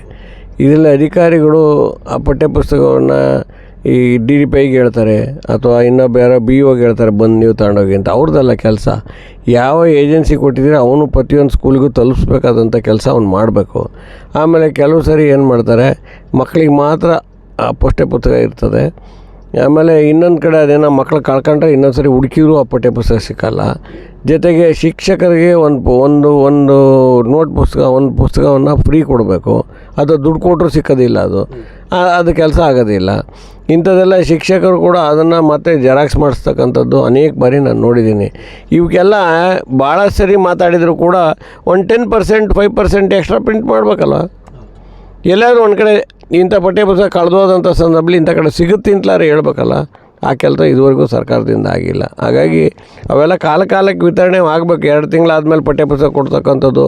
ಆಮೇಲೆ ಈ ಇನ್ನೊಂದೇನು ವಿಷಯ ಗೊತ್ತಾ, ಸರ್ಕಾರಿ ಶಾಲೆಗಳಲ್ಲಿ ಸ್ಟ್ರೆಂತ್ ಕಮ್ಮಿ ಆಗ್ತಾ ಇರ್ತಕ್ಕಂಥದ್ದು ಯಾಕೆ ಅಂತ ಹೇಳಿದರೆ, ಅನೇಕ ಜನ ಹಳ್ಳಿಗಾಡಿನ ಮಕ್ಕಳು ಅಲ್ಲಿ ಆ ಊರಿನಲ್ಲಿರ್ತಕ್ಕಂಥ ಹಾಸ್ಟೆಲನ್ನು ಸೇರ್ತಾರೆ. ಪಂಚಾಯತಿ ಹೆಡ್ ಕ್ವಾರ್ಟರ್ ಆಗಿರ್ಬೋದು ಅಥವಾ ತಾಲೂಕು ಹೆಡ್ ಕ್ವಾರ್ಟರ್ ಆಗಿರ್ಬೋದು, ಅಲ್ಲಿ ಸೇರ್ತಾರೆ. ಆ ಶಾಲೆ ಪ್ರಾರಂಭ ಆಗಿ 2 ತಿಂಗಳಾದರೂ ಹಾಸ್ಟೆಲ್ ಪ್ರಾರಂಭ ಆಗೋಲ್ಲ. ಅಲ್ಲಿವರೆಗೆ ಆ ಮಕ್ಕಳು ಎಲ್ಲಿರಬೇಕು? ಶಾಲೆ ಪ್ರಾರಂಭವಾಗ ಜೂನ್ ತಿಂಗಳಲ್ಲಿ ಪ್ರಾರಂಭ ಆಗುತ್ತೆ ಅಂತ ಹೇಳಿದರೆ ಅಲ್ಲಿ ಇರ್ತಕ್ಕಂಥ ಯಾವುದೇ ಹಾಸ್ಟೆಲ್ ಅದು ವಸತಿ ಶಾಲೆಗಳು ಪ್ರಾರಂಭ ಆಗ್ತವೆ ಬಿಡಿ. ಆದರೆ ಆ ಹಾಸ್ಟೆಲ್ಗಳು ಸುಣ್ಣ ಬಣ್ಣ ಹೊಡೆದು ಸುಸಜ್ಜಿತವಾಗಿ ಕೊಠಡಿಗಳನ್ನೆಲ್ಲ ತಯಾರು ಮಾಡಿ ಜೂನ್ 1 ಅಲ್ಲಿ ಕಾಲೇಜ್ ಸ್ಕೂಲ್ ಓಪನ್ ಅಂದರೆ ಜೂನ್ 1 ಹಾಸ್ಟೆಲ್ ಕೂಡ ಓಪನ್ ಆಗಬೇಕು. 3 ತಿಂಗಳ ನಂತರ ಹಾಸ್ಟೆಲ್ ಓಪನ್ ಆಗ್ತವೆ. ಆಮೇಲೆ ಸೀಟು ಸೆಲೆಕ್ಷನ್ನು 2 ತಿಂಗಳ ನಂತರ ಮಾಡ್ತೀರಿ. ಇಂಥದ್ದೆಲ್ಲ ಅವೈಜ್ಞಾನಿಕ ಕಾರಣಗಳಿಂದ ಆ ಶಾಲೆಗಳಲ್ಲಿ, ಗೌರ್ಮೆಂಟ್ ಶಾಲೆಗಳಲ್ಲಿ, ಏಡೆಡ್ ಶಾಲೆಗಳಲ್ಲಿ ಸ್ಟ್ರೆಂತ್ ಕಮ್ಮಿ ಆಗುತ್ತೆ. ಆಗ ಅಲ್ಲಿ ತನಕ ಕಾಯೋಕ್ಕಾಗಲ್ವಲ್ಲ ಅವ್ರಿಗೆ ಅಲ್ಲಿ ಏನು ವ್ಯವಸ್ಥೆ ಇರೋಲ್ಲ ಪಟ್ಟಣದಲ್ಲಿ. ಅವಾಗ ಏನು ಮಾಡ್ತಾರೆ, ಪ್ರೈವೇಟ್ ಶಾಲೆಗೆ ಹೋಗಿ ಸೇರ್ಕೊಂತಾರೆ. ಅಲ್ಲಿ ಯಾವುದೋ ಒಂದು ಪ್ರೈವೇಟ್ ಶಾಲೆಯವರು ಹಾಸ್ಟೆಲ್ ಮಾಡ್ತಾಯಿರ್ತಾರೆ. ಹಾಸ್ಟೆಲೊಳಗೆ ಕಷ್ಟ ಆದರೂ ಪರವಾಗಿಲ್ಲ, ನಾವು ದುಡ್ಡು ಕೊಟ್ಟಾದರೂ ಅಲ್ಲಿ ಸೇರ್ಕೊಂಡು ಮಾಡೋದ್ರಿಂದ ಏಡೆಡ್ ಶಾಲೆ ಮತ್ತು ಗೌರ್ಮೆಂಟ್ ಶಾಲೆಗಳಲ್ಲಿ ಸ್ಟ್ರೆಂತ್ ಕಮ್ಮಿ ಆಗಿದೆ. ಇದು ಒಂದು ಪ್ರಾಬ್ಲಮ್ ಇದೆ. ಹಾಸ್ಟೆಲ್ ಮತ್ತು ಸ್ಕೂಲು 2 ಒಟ್ಟಿಗೆ ಪ್ರಾರಂಭ ಆಗಬೇಕು ಅನ್ನೋದು ನಂದು ಒತ್ತಾಯ. ಹಾಗೆ ಸರ್, ಇನ್ನೊಂದು LKG UKG ಪ್ರಾರಂಭ ಮಾಡಿದ್ದಾರೆ. ಪ್ರಾರಂಭ ಮಾಡಿ ಈಗ ಮಕ್ಕಳುಗಳ ಕೊರತೆ ಕಡಿಮೆ ಆದಾಗ ಅಲ್ಲಿಗೆ ಅನುದಾನನೂ ಕೊಡ್ತಾ ಇಲ್ಲ, ಶಿಕ್ಷಕರನ್ನು ಕೊಡ್ತಾ ಇಲ್ಲ. ಆ ಮಕ್ಕಳುಗಳು ಈಗ 2 ತಿಂಗಳಿಂದ ಆ ಶಾಲೆಯಲ್ಲಿ ಅಡ್ಮಿಷನ್ ಆಗಿ ಬಂದಿದ್ದಾವೆ ಮಕ್ಕಳು LKG UKGಗೆ. ಅವರನ್ನು ಮತ್ತೆ ಏನು ಮಾಡಬೇಕು ಅನ್ನೋದು ಶಿಕ್ಷಕರಿಗೂ ಗೊಂದಲ ಆಗ್ಬಿಟ್ಟಿದೆ, ಪೋಷಕರಿಗೂ ಗೊಂದಲ ಆಗಿದೆ. ಸರ್ಕಾರಗಳು ಈ ಥರದ ನಿಯಮಗಳನ್ನು ಜಾರಿ ತರಬೇಕಾದಾಗ ಅವರು ಸರಿಯಾದ ಮಾರ್ಗದರ್ಶನ ಇಟ್ಕೊಂಡು ಅಥವಾ ಸರಿಯಾಗಿ ರೂಪರೇಷೆ ನೀವು ಹೇಳೋ ಪ್ರಶ್ನೆಗಳೆಲ್ಲ ಕರೆಕ್ಟ್ ಇದೆ. ಆದರೆ ಇಂಥ ಪ್ರಶ್ನೆಗಳು ಸರ್ಕಾರದ ಮುಂದೆ ಇಲ್ಲ ಅಂತೇನಿಲ್ಲ. ಅವ್ರದ್ದು ಮೂಲ ಉದ್ದೇಶ ನಮ್ಮ ಏಡೆಡ್ ಶಾಲೆಗಳನ್ನು ಮತ್ತು ಸರ್ಕಾರಿ ಶಾಲೆಗಳಲ್ಲಿ ಅವ್ರಿಗೆ ಶಿಕ್ಷಣ ಕೊಡ್ತಕ್ಕಂಥ ವ್ಯವಸ್ಥೆಯಲ್ಲಿ ಸರಿಯಾದ ಸಮಯಕ್ಕೆ ಸರಿಯಾದ ವ್ಯವಸ್ಥೆಯನ್ನು ಮಾಡದೇ ಇರೋದೇ ಮೂಲಭೂತ ಇದು ಸಮಸ್ಯೆ. ಹಾಗಾಗಿ ಅವರಿಗೆ ಸರಿಯಾದ ಸಮಯದಲ್ಲಿ ಸರಿಯಾದ ತೀರ್ಮಾನವನ್ನು ಮಾಡಿ ಆ ತೀರ್ಮಾನ ಇಂಪ್ಲಿಮೆಂಟ್ ಆಗ್ತಕ್ಕಂಥ ಕೆಲಸ ಮಾಡಿದಾಗ ಯಾಕೆ ನಮ್ಮ ಮಕ್ಕಳು ಸರ್ಕಾರಿ ಶಾಲೆಗೆ ಸೇರೋದಿಲ್ಲ? ಸರ್ಕಾರಿ ಶಾಲೆಯಲ್ಲಿ ಕ್ವಾಲಿಫೈಡ್ ಟೀಚರ್ಸ್ ಇರೋದು. ಅವ್ರಿಗೆ ಮೆರಿಟ್ ಇಲ್ಲದಿದ್ದರೆ ಅವ್ರಿಗೆ ಯಾರು ನೀವು ಕೆಲಸ ಕೊಡಲ್ಲ ನೀವು. ಹಾಗಾಗಿ ಶಿಕ್ಷಣ ವ್ಯವಸ್ಥೆ ಇನ್ನೂ ಭಾಳ ಸುಧಾರಿಸಬೇಕಾಗಿದೆ. ಗುಣಮಟ್ಟದ ಶಿಕ್ಷಣ ಜೊತೆಗೆ ನಾವು ಯಾವಾಗಲೂ ಹೇಳ್ತೀನಿ, ಸ್ವಾಸ್ಥ್ಯ ಸಮಾಜ ಜೀವನದ ಶಿಕ್ಷಣವನ್ನು ಕೊಡ್ತಕ್ಕಂಥ ಕೆಲಸ ಆಗಬೇಕು ಅಂತ. ಅದನ್ನು ಸರ್ಕಾರ ಇನ್ನೂ ಅದರ ಬಗ್ಗೆ ಸರಿಯಾದ ರೀತಿಯಲ್ಲಿ ಕ್ರಮ ಮಾಡುವಲ್ಲಿ ವಿಫಲ ಆಗಿದೆ ಅನ್ನೋ ವಿಚಾರವನ್ನು ನಾನೊಬ್ಬ ಶಾಸಕನಾಗಿ ಹೇಳ್ತೇನೆ ನಾನು ಇವತ್ತು ವಿಚಾರದಲ್ಲಿ. ಶಿಕ್ಷಕರ ಕೊರತೆ ಕೂಡ ಇದೆಯಲ್ಲ ಸರ್, ಅದು ತುಂಬಕ್ಕೆ ಯಾಕೆ ತುಂಬಾ ನೆಗ್ಲೆಕ್ಟ್ ಮಾಡ್ತಾ ಇದ್ದಾರೆ ಅಥವಾ ನಾನು ನಿಮಗೆ ಆವಾಗಲೇ ಹೇಳಿದೆ, 7 ಶಾಲೆಗಳಿಗೆ ಶಿಕ್ಷಕರು ಕೊಟ್ಟರೆ 2 ಶಾಲೆ ನಡೀತವೆ. ಅವ್ರು 7 ಶಾಲೆ ಮುಚ್ಚಿಸ್ಬೇಕು ಅಂತ ಅನುದಾನಿತ ಶಾಲೆಗಳನ್ನ. ಸರ್ಕಾರಿ ಶಾಲೆಗಳಿಗೆ ಶಿಕ್ಷಕರು ಕೊಡೋ ವಿಚಾರದಲ್ಲಿ ಯಾಕೆ ಅವರು ಆ ಥರ ಮೀನಾಮೇಷ ಎಣಿಸ್ತಾ ಇದ್ದಾರೋ ಅದು ಇನ್ನೂ ಕೂಡ ಒಂದು ಯಕ್ಷ ಪ್ರಶ್ನೆ ಆಗಿದೆ. ಹಾಗಾಗಿ ಸರ್ಕಾರಿ ಶಾಲೆಗಳಲ್ಲೂ ಕೂಡ ಫುಲ್ ಪ್ಲೆಡ್ಜ್ ಟೀಚರ್ಸ್ ಕೊಡಬೇಕು. ನೀವು ಗೆಸ್ಟ್ ಟೀಚರ್ಸ್ ನೇಮಕ ಮಾಡ್ತಕ್ಕಂಥದ್ದು ಅಂಥದ್ದೆಲ್ಲ ಬಿಟ್ಬಿಡಿ. ಆ ಗೆಸ್ಟ್ ಟೀಚರ್ಸಲ್ಲೇ ಕ್ವಾಲಿಫೈಡ್ ಇದ್ದಾರಲ್ಲ ಅವ್ರನ್ನ ತಗೊಂಡು ನೇಮಕ ಮಾಡಿದರೆ ಒಂದು ಗೆಸ್ಟ್ ಟೀಚರ್ಸಿಗೆ ನೀವು ಕೊಡ್ತಕ್ಕಂಥ ಸಂಬಳ 10,000. ನೇಮಕ ಮಾಡಿದರೆ 50,000 ಕೊಡಬೇಕು. ಅದು 5 ಜನ ತಗೋಬೋದಲ್ಲ. ಇದು ಐಡಿಯಾ ನಮ್ಮ IAS ಅಧಿಕಾರಿಗಳದ್ದು. ಈ ಐಡಿಯಾದ ಮೇಲೆ ನಡೀತಾ ಇದೆ. ಹಾಗಾಗಿ ಇಂಥದ್ದೆಲ್ಲ ಶಿಕ್ಷಣ ವ್ಯವಸ್ಥೆಯಲ್ಲಿ, ಆರೋಗ್ಯ ವ್ಯವಸ್ಥೆಯಲ್ಲಿ ಹಣ ಉಳಿಸ್ತೀವಿ, ಹಣಕಾಸಿಗೆ ಹೊರೆ ಆಗ್ತಕ್ಕಂಥ ವಿಚಾರವನ್ನು ಮರೆತು ಕೆಲಸ ಮಾಡಬೇಕು. ಬೇರೆ ಯಾವ್ದಾರ ಡಿಪಾರ್ಟ್ಮೆಂಟಲ್ಲಿ ಏನಾರ ಮಾಡಿ, ಇಲ್ಲಿ ಮಾತ್ರ ಹಣದ ಕೊರತೆ ಇದೆ ಅನ್ನೋ ವಿಚಾರವನ್ನು ಎಲ್ಲೂ ಕೂಡ ತೋರಿಸ್ಬಾರ್ದು. ಅದು ಫುಲ್ ಪ್ಲೇಟಿಗೆ ಕೊಡಬೇಕು ಅನ್ನೋ ವಿಚಾರದಲ್ಲಿ ಎಲ್ಲರೂ ಮನಸ್ಸು ಮಾಡಬೇಕು. ಈ ವಿಚಾರದಲ್ಲಿ ಏನು ಕಾವೇರಿ ನಡೀತಾ ಇದೆ, ಕಾವೇರಿ ನೀರನ್ನು ಬಿಡಬಾರ್ದು ಅನ್ನೋದೊಂದು ವಿಷಯ ಬರ್ತಾ ಇದೆ. ಹಾಗೂ ಇತ್ತೀಚಿನ ದಿನಗಳಲ್ಲಿ ನಮ್ಮ ಮಲೆನಾಡು ಪ್ರದೇಶಗಳಲ್ಲಿ ಮಳೆ ಕಡಿಮೆ ಆಗಿರೋದ್ರಿಂದ ಎಲ್ಲ ಡ್ಯಾಮ್ಗಳಲ್ಲೂ ನೀರು ಕಡಿಮೆ ಇದೆ. ಇದಕ್ಕೆ ತಮ್ಮ ಸರ್ಕಾರ ಏನು ನಿರ್ಧಾರ ತಗೋಬಹುದು? ನೋಡಿ ಸರ್, ಕಾವೇರಿ ಇಶ್ಯೂ ಮೇಲೆ ನಿನ್ನೆ ಮೀಟಿಂಗ್ ಕರೆದಿದ್ರು ಮಾನ್ಯ ಮುಖ್ಯಮಂತ್ರಿಗಳು. ನಿನ್ನೆ ಮೀಟಿಂಗ್ ಕರೆದು ಚರ್ಚೆ ಮಾಡಿದ್ರು ಸರ್ವಪಕ್ಷಗಳ ಸಭೆಯಲ್ಲಿ. ನಾನು ಹೇಳ್ತಕ್ಕಂಥದ್ದು ವಿಷಯ, ಇವತ್ತು 3,500 ಕ್ಯೂಸೆಕ್ಸು ನೀರನ್ನು ಬಿಡಬೇಕು ಅಂಥೇಳಿ ವಾಟರ್ ಬೋರ್ಡ್ನವರು, ರೆಗ್ಯುಲೇಟರಿ ಅಥಾರಿಟಿಯವರು ಆದೇಶ ಮಾಡಿದರು. ಈ ಆದೇಶ ಮಾಡಿದ ಮೇಲೆ ನೀವು ಮೀಟಿಂಗ್ ಕರೆದ್ರಿ. ದೇವ್ರದಿಂದ ಒಳ್ಳೆ ಮಳೆ ಆಯಿತು, ಅದು ಡೈಲ್ಯೂಟ್ ಆಯಿತು. ಆದರೆ ನಂದು ಒಂದು ಪ್ರಶ್ನೆ ಇದೆ, 3,500 ಕ್ಯೂಸೆಕ್ಸ್ನ ನೀರನ್ನು ಬಿಡಬೇಕು ಅನ್ನೋ ವಿಚಾರದಲ್ಲಿ ನಮಗೆ ಬಿಡತಕ್ಕಂಥ ಸಾಮರ್ಥ್ಯ ಇದೆಯೇ ಇಲ್ಲವೇ? ಮತ್ತು ಆ 3,500 ಕ್ಯೂಸೆಕ್ಸ್ ನೀರು ತಮಿಳ್ನಾಡಿಗೆ ಬಿಡಬೇಕಾದ್ರೆ ಅದು ವ್ಯವಸಾಯಕ್ಕೋಸ್ಕರ ಬಿಡ್ತಕ್ಕಂಥದ್ದು ಅಥವಾ ಕುಡಿಯೋ ನೀರಿಗೆ ವ್ಯವಸ್ಥೆ ಮಾಡ್ತಕ್ಕಂಥದ್ದು ಅನ್ನೋದು ಕೂಡ ಸ್ಪಷ್ಟವಾದ ವಿಚಾರ ಇಲ್ಲ. ಹಾಗಾಗಿ ಆ 3,500 ಆ ರೆಗ್ಯುಲೇಟರಿ ಅಥಾರಿಟಿಯವರು ಬಿಡುಗಡೆ ಮಾಡಬೇಕು ಅಂತ ಆದೇಶ ಮಾಡಿದ್ರಲ್ಲ, ಅದು ಯಾವ ಮಾನದಂಡದಲ್ಲಿ ಆದೇಶ ಮಾಡಿದರು? ನಮ್ಮ ಕಾನೂನು ತಜ್ಞರು ಆ 3,500 ಅವ್ರು ಮಾಡಿರೋ ಸರಿ ಉಂಟೋ ಸರಿ ಇಲ್ಲ ಅನ್ನೋದನ್ನ ವಿಚಾರ ಮಾಡಿದರು. ಆಮೇಲೆ ಒಂದು ಭಾಳ ಮುಖ್ಯವಾಗಿರ್ತಕ್ಕಂಥ ವಿಚಾರ, ಇಂಥ ಆದೇಶಗಳು ಬರುವ ಮುಂಚೆ ಪ್ರಾಕ್ಟಿಕಲ್ ಗ್ರೌಂಡ್ ರಿಯಾಲಿಟಿ ಏನು ಅಂತ ನೋಡಬೇಕು. ನಮ್ಮ ಡ್ಯಾಮ್ಗಳಲ್ಲಿ, ತಮಿಳ್ನಾಡಿಗೆ ನೀರು ಒದಗಿಸ್ತಕ್ಕಂಥ ಡ್ಯಾಮ್ಗಳಲ್ಲಿ ನಮಗೆ ಕುಡಿಯೋ ನೀರಿಗಾಗಿ, ನಮಗೆ ಅಗ್ರಿಕಲ್ಚರ್ ಬಿಟ್ಬಿಡಿ, ಅಗ್ರಿಕಲ್ಚರ್ ಆಮೇಲೆ ಮಾತಾಡೋಣ. ಮೂಲಭೂತವಾಗಿ ಕುಡಿಯೋ ನೀರಿನ ವ್ಯವಸ್ಥೆಗೆ ಅನೇಕ ಪಟ್ಟಣ ಪ್ರದೇಶಗಳು ಬಂದು ಒಳಗೊಂಡಿದ್ದಾವೆ. ಮೈಸೂರು ಇರ್ಬೋದು, ಬೆಂಗಳೂರು ಇರ್ಬೋದು, ಮಂಡ್ಯ, ಇವೆಲ್ಲ ಕಾವೇರಿ ಮೇಲೆ ಡಿಪೆಂಡ್ ಆಗಿರೋದು, KRS ಮೇಲೆ. ಆ KRSನಲ್ಲಿ ಇಷ್ಟು ಜನಕ್ಕೆ ಇನ್ನೂ ವಾಡಿಕೆ ಮಳೆಗಿಂತ ಕಡಿಮೆ ಮಳೆ ಆದಾಗ, ಮಳೆ ಏನಾದರೂ ಸಂಪೂರ್ಣವಾಗಿ ಕೈ ಕೊಟ್ಟಾಗ ಇಲ್ಲಿರ್ತಕ್ಕಂಥ ನೀರು, ಕುಡಿಯೋ ನೀರಿನ ವ್ಯವಸ್ಥೆ ಇವೆಲ್ಲ ಪಟ್ಟಣಗಳಿಗೆ ಆಗ್ತದ ಅನ್ನೋ ವಿಚಾರವನ್ನು ಮನವರಿಕೆ ಮಾಡಿಕೊಡ್ಬೇಕು ಪ್ರಾಧಿಕಾರದ ರೆಗ್ಯುಲೇಟರ್ ಬಾಡಿಗೆ. ಆಮೇಲೆ ನಮಗೆ ಇಷ್ಟು ಕುಡಿಯೋ ನೀರು ಬೇಕು, ಇನ್ನು ಉಳಿದಿದ್ದ ನೀರನ್ನ ನಿಮಗೆ ಕೊಡ್ತಕ್ಕಂಥ ಶಕ್ತಿ ಇದೆ ಅನ್ನೋ ವಿಚಾರವನ್ನು ಅವ್ರಿಗೆ ಹೇಳಬೇಕು. ನಮಗೆ ಕುಡಿಯೋಕ್ಕೆ ನೀರಿಲ್ಲ, ನಿಮಗೆ ಕೊಟ್ಬಿಟ್ಟು ಏನು ಮಾಡಲಿ? ನೆನ್ನೆ ಅಗ್ರಿಕಲ್ಚರಿಗೆ ಕೇಳ್ತಾರೆ ಅವರು, ನಮ್ಮ ಅಗ್ರಿಕಲ್ಚರ್ನಲ್ಲಿ, ನಮ್ಮ ನಾಡಿನಲ್ಲಿ ಅಗ್ರಿಕಲ್ಚರ್ ಮಾಡಬೇಡಿ, ನೀವು ನಿಲ್ಲಿಸ್ಬಿಡಿ, ಯಾವುದೇ ಬೆಳೆ ನಾಟಿ ಮಾಡಬೇಡಿ ಅಂತ ಹೇಳಿ ಸರ್ಕಾರ ಹೇಳಿದೆ. ಈ ಸಂದರ್ಭದಲ್ಲಿ ನೀವು ಅಲ್ಲಿಗೆ ಇನ್ನೊಂದು ರಾಜ್ಯಕ್ಕೆ ಅಗ್ರಿಕಲ್ಚರಿಗೆ ಕೊಡ್ತಕ್ಕಂಥ ವ್ಯವಸ್ಥೆ ಪ್ರಾಧಿಕಾರ ಕೊಟ್ಟಾಗ ನಮಗೆ ಕುಡಿಯೋ ನೀರಿನ ವ್ಯವಸ್ಥೆ ಇಷ್ಟು ಬೇಕು, ಈ ರಿಸರ್ವ್ ಇಟ್ಕೋಬೇಕು. ಈ ಮಾನದಂಡಗಳನ್ನು ಮಾಡದೇ ಇದ್ದರೆ ಮುಂದಿನ ದಿನಗಳಲ್ಲಿ ಬರೀ ಸಂಕಟ ಬಂದಾಗ ವೆಂಕಟರಮಣ ಅಂತ ಮೀಟಿಂಗ್ ಕರೆಯೋದು, ಮೊನ್ನೆ ಏನೋ ದೇವ್ರದಿಂದ ಒಂದು ಮಳೆ ಆಯಿತು, ಅದಕ್ಕೆ ಆ ಮೀಟಿಂಗ್ ಡೈಲ್ಯೂಟ್ ಆಯಿತು, ಮತ್ತು ಇನ್ನೊಂದು ದಿವಸ ಸಂಕಟ ಬಂದಾಗ ಮತ್ತೆ ಮೀಟಿಂಗ್ ಕರೆಯೋದು, ಇಂಥದಕ್ಕೆಲ್ಲ ಒಂದು ತಿಲಾಂಜಲಿ ಇಡಬೇಕು. ಮತ್ತು ಪರಿಪಕ್ವವಾಗಿರ್ತಕ್ಕಂಥ ಒಂದು ರೂಪುರೇಷೆಗಳನ್ನು ತಯಾರು ಮಾಡುವಲ್ಲಿ ಪ್ರಾಧಿಕಾರ, ರೆಗ್ಯುಲೇಟರ್ ಬಾಡಿ, ನಾವು ಕಾನೂನು ತಜ್ಞರು ಎಲ್ಲ ಸೇರ್ಕೊಂಡು, ಸುಪ್ರೀಂ ಕೋರ್ಟ್ ಆಲ್ರೆಡಿ ಒಂದು ಪ್ರಾಧಿಕಾರ ಮಾಡಿಬಿಟ್ಟಿದೆ, ಅದ್ರ ಮುಖಾಂತರ ಮಾಡಬೇಕು ಅಂತ ಹೇಳಿದ್ರೆ ನೀವು ಕಾನೂನು ತಜ್ಞರು ಒಳಗೊಂಡು ತಮಿಳ್ನಾಡಲ್ಲಿ ಮತ್ತು ನಮ್ಮಲ್ಲಿ ಸಾಮರಸ್ಯದ ಭಾವನೆಯನ್ನು ಮೂಡಿಸ್ಕೊಂಡು ಎಲ್ಲ ಏನು ಈ ಸಮಸ್ಯೆಗಳಿರಲ್ವಲ್ಲ ಆ ಸಮಯದಲ್ಲಿ ನೀವು ಕರ್ಕೊಂಡು ಮಾತಾಡಬೇಕು.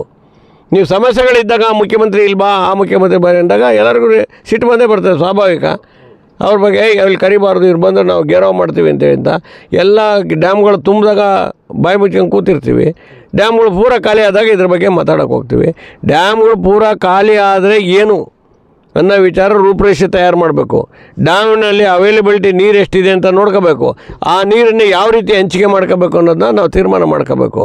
ಆಗ ನಾವು ಏನಾರು ಒಂದು ಜನರಿಗೆ ಸರಿಯಾದ ರೀತಿಯಲ್ಲಿ ರೈತರಿಗೆ ನ್ಯಾಯ ಕೊಡೋಕ್ಕಾಗ್ತದೆ. ಈ ಕುಡಿಯೋ ನೀರೇ ಕೊಡೋಕ್ಕಾಗಿಲ್ಲ ಅಂದಮೇಲೆ ಮತ್ತೆ ಹೆಂಗೆ ನಮ್ಮ ನೀರೆಲ್ಲ ಅಲ್ಲಿ ಕೊಟ್ಟು ಅವ್ರಿಗೆ ಅಗ್ರಿಕಲ್ಚರಿಗೆ ಕೊಟ್ಟು ಅವ್ರಿಗೆ ಕುಡಿಯೋ ನೀರು ಕೊಟ್ಟು ನಾವು ಉಪವಾಸ ಇರೋದಾ? ಇದಕ್ಕೊಂದು ರೂಪುರೇಷೆ ಮಾಡಲಿ, ಯಾವುದೇ ಸರ್ಕಾರಗಳು ಮಾಡಬೇಕು ಅನ್ನೋ ವಿಚಾರದಲ್ಲಿ ನಾನು ಒತ್ತಾಯ ಇದೆ ಇವತ್ತು. ರಾಮದುರ್ಗ ಶ್ರೀ ದಾನಿಯಾಡಿ ಮಾತಾ ಜನ್ಮಸ್ಥಳಕ್ಕೆ ಭೇಟಿ ನೀಡಿದ್ದ ಮಾರನಾಳ ತಂಡದ ಭಕ್ತರು. ಶ್ರೀ ದಾನಿಯಾಡಿ ಮಾತಾ ಜನ್ಮಸ್ಥಳಕ್ಕೆ ಭೇಟಿ ನೀಡಿದ ಮಾರನಾಳ ದೊಡ್ಡ ತಂಡದ ಭಕ್ತರು. ಸುಮಾರು 8 ವರ್ಷಗಳ ನಂತರ ರಾಮದುರ್ಗ ತಾಲೂಕಿನ ಕಾಲ್ಮೂಡ ತಾಂಡದ ಶ್ರೀ ದಾನಿಯಾಡಿ ಮಾತಾರವರ ದರ್ಶನ ಪಡೆದು ಜನರು ಭಕ್ತಿಯಲ್ಲಿ ಸೇವೆ ಸಲ್ಲಿಸಿದರು. ಯಾದಗಿರಿ ಜಿಲ್ಲೆಯ ಹುಣಸಗಿ ತಾಲೂಕಿನ ಮಾರನಾಳ ದೊಡ್ಡ ತಾಂಡದಿಂದ ಸುಮಾರು 500 ಜನರು ಸೇರಿ ಪಯಣ ಬೆಳೆಸಿ ಬೆಳಗಾವಿ ಜಿಲ್ಲೆಯ ರಾಮದುರ್ಗ ತಾಲೂಕಿನ ಕಾಲ್ಮೂಡ ತಾಂಡದಲ್ಲಿ ಶ್ರೀ ದಾನಿಯಾಡಿ ಮಾತಾ ಜನ್ಮಸ್ಥಳಕ್ಕೆ ಭೇಟಿ ನೀಡಿ ತಾಯಿಯ ದರ್ಶನ ಪಡೆದ ಅನೇಕ ಭಕ್ತರು ಅನ್ನ ಪ್ರಸಾದದಲ್ಲಿ ಸೇವೆ ಸಲ್ಲಿಸಿದರು. ಇದೇ ಸಂದರ್ಭದಲ್ಲಿ ಮಂಗಳೇಶ ಪೂಜಾರಿ, ಶ್ರೀಕುಮಾರ್ ತಿರುಪತಿ ನಾಯಕ ಮಹಾರಾಜರು, ರಮೇಶ್ ಪೂಜಾರಿ, ಶ್ರೀಮತಿ ಲಕ್ಷ್ಮೀಬಾಯಿ, ಡಾಕ್ಟರ್ ರಮು ನಾಯಕ್, ಶೇಖರ ನಾಯಕ, ಜಯರಾಮ, ಗಣಪತಿ, ಸುನಿಲ ಜಾಧವ, ನಾಥಪ್ಪ, ತಿರುಪತಿ, ರಾಜು, ನಾರಾಯಣ, ಬಿಲು ನಾಯಕ ಇನ್ನಿತರು ಉಪಸ್ಥಿತರಿದ್ದರು. Bureau report NKS TV4 cameraman Lalat Singh Rathod ಜೊತೆ ಶಿವ ರಾಠೋಡ್, ರಾಮದುರ್ಗ. ಚಾಮರಾಜನಗರ ಕುಡಿಯುವ ನೀರಿನ ಸಮಸ್ಯೆಯಾಗದಂತೆ ಕ್ರಮ ತೆಗೆದುಕೊಳ್ಳಿ ಸಿ ಪುಟ್ಟರಂಗಶೆಟ್ಟಿ. ನೂತನ ಸಚಿವ ಸಿ ಪುಟ್ಟರಂಗಶೆಟ್ಟಿ ಅಧಿಕಾರಿಗಳಿಗೆ ಸೂಚನೆ. ಮಳೆಯಾಗದಿದ್ದರೆ ಸದ್ಯದಲ್ಲೇ ಮೇವು ಕೇಂದ್ರ ತೆರೆಯಬೇಕಾಗುತ್ತದೆ. ಶಿಷ್ಟಾಚಾರದಲ್ಲಿ ವ್ಯತ್ಯಾಸವಾಗಿದೆ. ಮುಂದಿನ ದಿನಗಳಲ್ಲಿ ಸರಿಪಡಿಸಿಕೊಳ್ಳಲು ಅಧಿಕಾರಿಗಳಿಗೆ ಸೂಚನೆ. ಜಿಲ್ಲೆಯಲ್ಲಿ ಕುಡಿಯುವ ನೀರಿನ ಸಮಸ್ಯೆಯಾಗದಂತೆ ಅಧಿಕಾರಿಗಳು ಕ್ರಮ ಕೈಗೊಳ್ಳಬೇಕು ಎಂದು ನೂತನ ಸಚಿವ ಸಿ ಪುಟ್ಟರಂಗಶೆಟ್ಟಿ ಸೂಚಿಸಿದರು. ನಗರದ ಜಿಲ್ಲಾಡಳಿತ ಭವನದಲ್ಲಿ ಜಿಲ್ಲಾಧಿಕಾರಿಗಳ ನ್ಯಾಯಾಲಯ ಸಭಾಂಗಣದಲ್ಲಿ ಜಿಲ್ಲಾ ಮಟ್ಟದ ಅಧಿಕಾರಿಗಳೊಂದಿಗೆ ಸಭೆ ನಡೆಸಿ ಕರ್ನಾಟಕದಲ್ಲಿ ನೂತನವಾಗಿ ಅಧಿಕಾರ ಸ್ವೀಕರಿಸಿರುವ ಸಚಿವರು ಕಡ್ಡಾಯವಾಗಿ ಜಿಲ್ಲಾ ಪ್ರವಾಸಗೊಂಡಾಗ ಅತಿವೃಷ್ಟಿ ಹಾಗೂ ಬರ ಪರಿಸ್ಥಿತಿ ಪರಿಶೀಲಿಸುವಂತೆ ಸೂಚಿಸಲಾಗಿದೆ. ಅಭಿವೃದ್ಧಿ ಕಾಮಗಾರಿಗಳ ಅವಲೋಕನೆ ಮತ್ತು ಸ್ಥಳದಲ್ಲೇ ಪರಿಹಾರ ಕಾರ್ಯಗಳನ್ನು ಕೈಗೊಳ್ಳುವುದು ಈ ಪ್ರವಾಸದ ಮುಖ್ಯ ಉದ್ದೇಶವಾಗಿದೆ ಎಂದರು. ಸದ್ಯದಲ್ಲೇ ಅಧಿಕಾರಿಗಳ ಸಭೆ ನಡೆಸಲಾಗುತ್ತದೆ. ಸಂಬಂಧಪಟ್ಟ ಆಯಾ ಇಲಾಖೆಯ ಅಧಿಕಾರಿಗಳು ಸಭೆಗೆ ಬರಬೇಕು. ಪೂರ್ಣ ಪ್ರಮಾಣದಲ್ಲಿ ಮಾಹಿತಿ ನೀಡಬೇಕು. ಸಂಬಂಧಪಟ್ಟ ಅಧಿಕಾರಿಗಳೇ ಸಭೆಗೆ ಬರಬೇಕು. ಜಿಲ್ಲೆಯ ಅಭಿವೃದ್ಧಿಗೆ ಅಧಿಕಾರಿಗಳ ಸಹಕಾರ ಅಗತ್ಯವಾಗಿದೆ ಎಂದರು. ಇದಕ್ಕೂ ಮುನ್ನ ಜಿಲ್ಲಾಡಳಿತ ಭವನದ ಮುಂಭಾಗದಲ್ಲಿ ಡಾಕ್ಟರ್ BR ಅಂಬೇಡ್ಕರ್ ಮತ್ತು ಬಸವೇಶ್ವರ ಪುತ್ಥಳಿಗೆ ಮಾಲಾರ್ಪಣೆ ಮಾಡಿದರು. ಸಭೆಯಲ್ಲಿ ಗುಂಡ್ಲುಪೇಟೆ ಶಾಸಕ HM ಗಣೇಶ್ ಪ್ರಸಾದ್, ಕಾಡಾಧ್ಯಕ್ಷ P ಮರಿಸ್ವಾಮಿ, ಜಿಲ್ಲಾ ಗ್ಯಾರಂಟಿ ಯೋಜನೆಗಳ ಸಮಿತಿ ಅಧ್ಯಕ್ಷ HV ಚಂದ್ರು, ಚೂಡಾಧ್ಯಕ್ಷ ಮೊಹಮ್ಮದ್ ಅಸ್ಗರ್, ಜಿಲ್ಲಾಧಿಕಾರಿ ಶ್ರೀರೂಪ, ಜಿಲ್ಲಾ ಪಂಚಾಯತ್ನ CEO ಮೋನಾ ರೋಹತ್, ಹೆಚ್ಚುವರಿ ಜಿಲ್ಲಾಧಿಕಾರಿ ಜವರೇಗೌಡ ಹಾಗೂ ಜಿಲ್ಲಾ ಮಟ್ಟದ ಅಧಿಕಾರಿಗಳು ಭಾಗವಹಿಸಿದ್ದರು.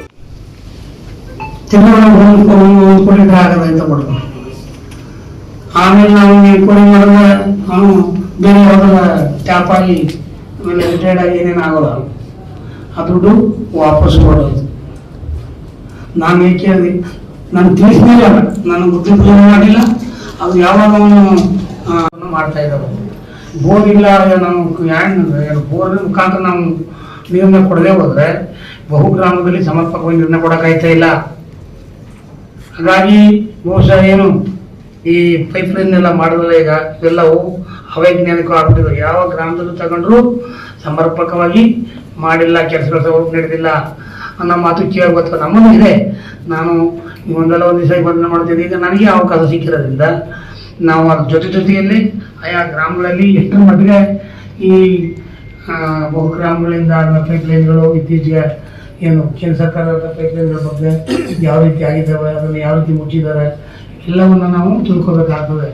ಅದ್ರ ಬಗ್ಗೆ ಯಾಕೆ ಅಧಿಕಾರಿಗಳು ಏನಾದ್ರು ಹೆಚ್ಚು ಡಬಲಿಗಳು ಏನು ಕೆಲಸವನ್ನು ನಿರ್ವಹಿಸಿದ್ದಾರೆ ಅದನ್ನ ಪೂರ್ಣ ಮಾಹಿತಿಗಳನ್ನ ನಮ್ಗೆ ಹೇಳ್ಬೇಕಾಯ್ತು. ಯಾಕಂದ್ರೆ ನೀವು ಎಲ್ಲ ಕೆಲಸ ಆಗೋಗ್ಬಿಟ್ಟು ನೀವು ಕೊಟ್ಬಿಟ್ಟಿದ್ರೆ ಅಲ್ಲಿ ಕೆಲಸನೇ ಆಗ್ಬೋದು. ಒಣಗಾಗ ಯಾರು ಸಂಬಳ ತಗೊಂಡು ತಗೊಂಡು ಇಲ್ಲ ನೀವು ಹಂಗೆ ಆಯಿತು. ನಮ್ಮಲ್ಲಿ 2 ಕೋಟಿ ನಾನು ಮೂಲವನ್ನು ಬಿಡುಗಡೆ ಮಾಡಿಸ್ಕೊಂಡಿದ್ದೆ. ಎಲ್ಲಿ ನಮ್ಮ ಇದೆ ಜಿಲ್ಲಾಧಿಕಾರಿ ರಾಮಸಮುದ್ರದಿಂದ ಮುಂದ್ಗಡೆ ಪೈಪ್ ಮಾಡೋದು, ಆ ಕಡೆ ಈ ಕಡೆ ಬಾಕ್ ಡ್ರೈನ್ ಮಾಡೋದು ಮತ್ತು ಮುಖ್ಯ CC ರಸ್ತೆ ಮಾಡೋದು ಅಂತ ಮಾಡೋದು. ಅವತ್ತಿದ್ದಂಥ ಇಂಜಿನಿಯರು ಮೇನ್ ರೋಡ್ ನಮ್ಮ ರಾಮಸಮುದ್ರ ಡಬಲ್ ಇದ್ರಲ್ಲ ಇದೆ ಗೋಶಾಲೆಗಳನ್ನ ತೆಗಿಬೇಕಾಗ್ತದೆ ನಾನು ಅಂದ್ಕೊಂಡಿದ್ದೆ. ನಮ್ಮಲ್ಲಿ ಇದ್ದರು ಹನೂರು ಭಾಗದಲ್ಲಿ ಗೋಶಾಲೆಗಳು ಯಾರು ತೆಗಿಬೇಕಾಗಿತ್ತು, ಏನು ಇನ್ನೂ ತೆರೆದಿಲ್ಲ. ತೆಗಿಬೇಕಾದ್ರೆ ಗೋಶಾಲೆಗಳು ಏನಾದ್ರು ಮಳೆ ಬೀಳದೆ ಹೋದ್ರೆ 100% ನಾವು ಘೋಷಣೆಗಳನ್ನ ತಡಿಬೇಕಾಗ್ತದೆ. ಮತ್ತೆ ಕುಡಿಯ ನೀರಿನಲ್ಲಿ ಇದೇ ರೀತಿ ಮುಂದುವರೆದ್ರೆ ಈಗ ನಾವು ತಿಳ್ಕೊಂಡಿದ್ದೀವಿ ಕಾವೇರಿ ನೀರು ಬಂದ್ಬಿಡುತ್ತೆ. ಕುಡಿಯ ನೀರು ನಮ್ಗೆ ಯಾಕಂದ್ರೆ ನಿನ್ನೆ ನಮ್ದು ಓದ್ತಾದ್ಮೇಲೆ ಮನೆ ಮುಖ್ಯಮಂತ್ರಿ ಕ್ಯಾಬಿನೆಟ್ ನಿರ್ಣಯಗಳು ಅದನ್ನೇ ಇರುತ್ತದೆ. ನೀವು ನಾನು ಘೋಷಣೆ ಮಾಡ್ತೀನಿ ಉಸ್ತುವಾರಿಗಳನ್ನ, ನೀವು ನಾಳೆಯಿಂದ ಹೋಗಿ 3-4 ದಿವಸಗಳ ಮಟ್ಟಿಗೆ ನಿಮ್ಮ ಜಿಲ್ಲಾ ಕೇಂದ್ರಗಳಲ್ಲಿ ಎಲ್ಲವನ್ನು ಸುತ್ತಿ ತಾಲೂಕುಗಳನ್ನ ಅಲ್ಲಿನ ಸಮಸ್ಯೆಗಳ ಬಗ್ಗೆ ಪೂರ್ಣ ಮಾಹಿತಿಯನ್ನು ಪಡ್ಕೊಂಡು ಸಭೆಯನ್ನು ಮಾಡಿ ನಮಗೆ ಅದನ್ನು ಮುಟ್ಟಿಸ್ಬೇಕು ಅಂತ ಹೇಳಿದ್ರೆ ಆ ದಿಕ್ಕಿನಲ್ಲಿ ನೀವೆಲ್ಲ ನಮ್ಮ ಮಹಾ ಕುಡಿಯ ನೀರು, ಸಂಗೋಪನಾ ಇಲಾಖೆ, ಮೇವಿನ ಬಗ್ಗೆ ಮತ್ತು ಡ್ರಾಟ್ ಏನು ಯಾವ ರೀತಿ ಕೃಷಿ ಇಲಾಖೆ, ತೋಟಗಾರಿಕೆ ಇಲಾಖೆ, ಈ ಇಲಾಖೆಗಳು ಬಹಳ ಮುಖ್ಯವಾಗಿ ನೀವು ಎಲ್ಲ ಮಾಹಿತಿಗಳನ್ನ ತರಬೇಕು. ಒಂದು ತಿಳ್ಕೋಬೇಕು. ನಾವು ಬರ್ತೀವಿ, ನಾನು ಆಯಾ ಕ್ಷೇತ್ರ ಶಾಸಕರು, ಜಿಲ್ಲಾಧಿಕಾರಿ, ಸಿಇಒ ಎಲ್ಲ ಹೊರಗಡೆ ಎಲ್ಲ ಇಲಾಖೆಗಳು ಬದಿ ಹೋಗಿ ನಾವು ಕೃಷಿಯನ್ನು ಮಾಡೋದಿಲ್ಲ. ಅಲ್ಲಿರ್ತಕ್ಕಂಥ ಹವಾಮಾನಗಳ ಇರ್ತಕ್ಕಂಥ ಸ್ಥಿತಿಗತಿಗಳ ಬಗ್ಗೆ ನೀವು ನಮ್ಗೆ ತಿಳಿಸಬೇಕು ಮತ್ತು ಅಭಿವೃದ್ಧಿ ಸಭೆಯಲ್ಲೂ ಭಾಗವಹಿಸಬೇಕು. ಇದು ಇಷ್ಟೇ ಅಲ್ಲ, ಮುಂದೆ ಯಾವತ್ತೇ ನಡೆದ್ರು ಇವತ್ತು ಕೆಲವು ವ್ಯತ್ಯಾಸಗಳಾಗಲ್ಲ. ನಾನು ಜಿಲ್ಲಾಧಿಕಾರಿ ಮಾತಾಡ್ತೀನಿ, ಇಲ್ಲೆಲ್ಲ ಓಪನ್ ಆಗಿ ಮಾತಾಡೋದು ವಿಷಯಗಳಲ್ಲ. ಆಗ ನಡ್ಕೋಬಾರ್ದು. ಏನು ಫಾರ್ಮಾಲಿಟೀಸ್ ಇದೆ ಅದರಂತ ನಡ್ಕೋಬೇಕು. ಏನು ಶಿಷ್ಟಾಚಾರಗಳಿವೆ ಅದನ್ನ ಕ್ರಮಬದ್ಧವಾಗಿ ನಿರ್ವಹಿಸಬೇಕು. ಅದು ಇರ್ತಕ್ಕಂಥ ವಿಷಯ ನಾನೆಲ್ಲ ಯಾರೇ ಆಗಲಿ ಇನ್ಯಾರೇ ಬರಲಿ, ಅದು ಇರ್ತಕ್ಕಂಥ ಸರ್ಕಾರ ಮಾಡಿರ್ತಕ್ಕಂಥ ನಿಯಮಾವಳಿಗಳು ಅವನ್ನ ತಪ್ಪಿ ಯಾರೇ ನಡೆದು ಅದಕ್ಕೆ ಶಿಕ್ಷೆ ಆಗ್ತದೆ. ನಿಮ್ಗೆ ಗೊತ್ತಿಲ್ಲ, ಪ್ರೋಟೋಕಾಲ್ನ ನೀವು ಒಂದು ಚೂರು ವ್ಯತ್ಯಾಸ ಆಗ್ಬಿಟ್ಟು ನಾವು ಪ್ರೋಟೋಕಾಲ್ ಹಾಕಿದ್ರೆ ಇಮಿಡಿಯೇಟ್ ಸಸ್ಪೆಂಡ್ ಆಗ್ತದೆ. ನಾನು ಮಾಡ್ಸಕ್ಕೂ ಇರುವುದೇನು ಬಿಟ್ಬಿಟ್ಟಿದ್ದೀನಿ. ನಾನು ಅದು ನಮ್ಮ ಗಣೇಶ್ ಬದಲಾದರೂ ಗೊತ್ತಿಲ್ಲ. ಆದರೆ ನಾನು KDP ಮೀಟಿಂಗ್ಗಳಲ್ಲಿ ಕೆಲವು ಸಾರಿ ನಾನು ಅದನ್ನೇ ಕೇಳೋದು, ಯಾವ್ದನ್ನ ಕೇಳಿ ಯಾರನ್ನು ನಿಷ್ಠುರ್ಕೊಳ್ಳೋದಕ್ಕೆ ಮಾಡೋಕ್ಕಾಗಲ್ಲ. ನಾನು ಇದನ್ನು ಕರೆದು ಯಾವಾಗ ಅಂತಂದರೆ ಇವತ್ತು ಸಭೆ ಮಾಡ್ಬೇಕಾಗಿದ್ದಿಲ್ಲ, ಸಭೆ ಮಾಡೋಕ್ಕಾಗಲ್ಲ ಅಂತ ನನಗೆ ಗೊತ್ತು. ಯಾಕಂದ್ರೆ ನಾನಿಂದ ಹೊರಟ್ರೆ ಸಾಯಂಕಾಲ ಆಗ್ತದೆ. ಪ್ರಿಲಿಮಿನರಿಯಾಗಿ ಕೆಲವು ವಿಷಯಗಳನ್ನ ಅಧಿಕಾರಿಗಳ ಗುರುತಿಸಬೇಕು. ತದನಂತರ ನಾನು ಈ 5 ತಾಲೂಕು 4 ಕ್ಷೇತ್ರಗಳನ್ನ ಸುತ್ತಿ ತದನಂತರ ನಾನು KDP ಜಿಲ್ಲಾ ಮಟ್ಟದ ಪ್ರಗತಿ ಪರಿಶೀಲನಾ ಸಭೆಯನ್ನು ಮಾಡಬೇಕು ಅಂತೇಳಿ ತಮ್ಮಗಳ ವಿಷಯಗಳು ಮುಗಿಸಬೇಕು ಅಂತ ನಾನು ಈ ಸಭೆಯನ್ನು ಕರೆದರು. ನಾನು ನಿಮ್ಮ ಮೊದಲನೇ ಹೇಳೋದೇನಂತಂದ್ರೆ ಕಡ್ಡಾಯವಾಗಿ ಸಭೆಗೆ ಕಿತ್ತೂರು ಶಿಕ್ಷಣ ಕ್ಷೇತ್ರದ ಸೇವೆ ಸಲ್ಲಿಸಿದ ದೈಹಿಕ ಶಿಕ್ಷಕ BS ನಾಗೇಗೌಡರಿಗೆ ಸೇವಾ ನಿವೃತ್ತಿ ಸತ್ಕಾರ. ಶಿಕ್ಷಣ ಕ್ಷೇತ್ರಕ್ಕೆ ಅವಿಸ್ಮರಣೀಯ ಸೇವೆ ಸಲ್ಲಿಸಿದ ದೈಹಿಕ ಶಿಕ್ಷಕ BS ನಾಗೇಗೌಡರಿಗೆ ಅದ್ದೂರಿ ಸೇವಾ ನಿವೃತ್ತಿ ಸತ್ಕಾರ. ತುರುಮರಿ ಸರ್ಕಾರಿ ಹಿರಿಯ ಪ್ರಾಥಮಿಕ ಶಾಲೆಯಲ್ಲಿ ಭಾವಪೂರ್ಣ ಬೀಳ್ಕೊಡುಗೆಗೆ ಶಿಕ್ಷಕರು, ವಿದ್ಯಾರ್ಥಿಗಳು, ಗ್ರಾಮಸ್ಥರಿಂದ ಗೌರವ ನಮನ. ವಿದ್ಯಾರ್ಥಿಗಳ ಸರ್ವತೋಮುಖ ಬೆಳವಣಿಗೆಗೆ ತಮ್ಮ ಜೀವನವನ್ನೇ ಮುಡಿಪಾಗಿಟ್ಟಿದ್ದ ಹಿರಿಯ ದೈಹಿಕ ಶಿಕ್ಷಕ BS ನಾಗೇಗೌಡರವರ ಸೇವಾ ನಿವೃತ್ತಿ ಅಂಗವಾಗಿ ಕಿತ್ತೂರು ತಾಲೂಕಿನ ತುರ್ಮರಿ ಗ್ರಾಮದ ಸರ್ಕಾರಿ ಹಿರಿಯ ಪ್ರಾಥಮಿಕ ಶಾಲೆಯಲ್ಲಿ ಭಾವಪೂರ್ಣ ಸತ್ಕಾರ ಹಾಗೂ ಬೀಳ್ಕೊಡುಗೆ ಸಮಾರಂಭವನ್ನು ಅದ್ದೂರಿಯಾಗಿ ಆಯೋಜಿಸಲಾಯಿತು. ಕಾರ್ಯಕ್ರಮದ ಆರಂಭದಲ್ಲಿ ಶಾಲೆಯ ಪ್ರಧಾನ ಗುರುಗಳಾದ SA ನದಾಫ್ ಅವರು ಅತಿಥಿಗಳನ್ನು ಸ್ವಾಗತಿಸಿ BS ನಾಗೇಗೌಡರ ಅವರ ಶಿಕ್ಷಣ ಸೇವೆ, ಶಿಸ್ತು, ವಿದ್ಯಾರ್ಥಿಗಳ ಮೇಲಿನ ಕಾಳಜಿ ಹಾಗೂ ದೈಹಿಕ ಶಿಕ್ಷಣ ಕ್ಷೇತ್ರಕ್ಕೆ ನೀಡಿದ ಅಮೂಲ್ಯ ಕೊಡುಗೆಯನ್ನು ಸ್ಮರಿಸಿದರು. ಕಾರ್ಯಕ್ರಮದ ನಿರೂಪಣೆಯನ್ನು VK ಹೋಳಿ ಅವರು ಅಚ್ಚುಕಟ್ಟಾಗಿ ನಿರ್ವಹಿಸಿದರು. ಶಾಲಾ ವಿದ್ಯಾರ್ಥಿಗಳು ದೇಶಭಕ್ತಿ ಗೀತೆಗಳು, ನೃತ್ಯ ಹಾಗೂ ವಿವಿಧ ಸಾಂಸ್ಕೃತಿಕ ಕಾರ್ಯಕ್ರಮಗಳನ್ನು ಪ್ರದರ್ಶಿಸಿ ಸಮಾರಂಭದ ಮೆರುಗೇರಿಯನ್ನು ಹೆಚ್ಚಿಸಿದರು. ವಿದ್ಯಾರ್ಥಿಗಳ ಪ್ರದರ್ಶನಕ್ಕೆ ಸಭಿಕರದಿಂದ ಭಾರಿ ಮೆಚ್ಚುಗೆ ವ್ಯಕ್ತವಾಯಿತು. ಸೇವಾ ನಿವೃತ್ತಿ ಹೊಂದಿದ BS ನಾಗೇಗೌಡ ಅವರನ್ನು ಶಾಲಾ ಸಿಬ್ಬಂದಿ, ಗ್ರಾಮಸ್ಥರು ಹಾಗೂ ವಿವಿಧ ಸಂಘ ಸಂಸ್ಥೆಗಳ ಪ್ರತಿನಿಧಿಗಳು ಶಾಲು ಹೊದಿಸಿ ಪುಷ್ಪಮಾಲೆ, ಸ್ಮರಣಿಕೆ ಹಾಗೂ ಗೌರವ ಫಲಕ ನೀಡಿ ಆತ್ಮೀಯವಾಗಿ ಸನ್ಮಾನಿಸಿದರು.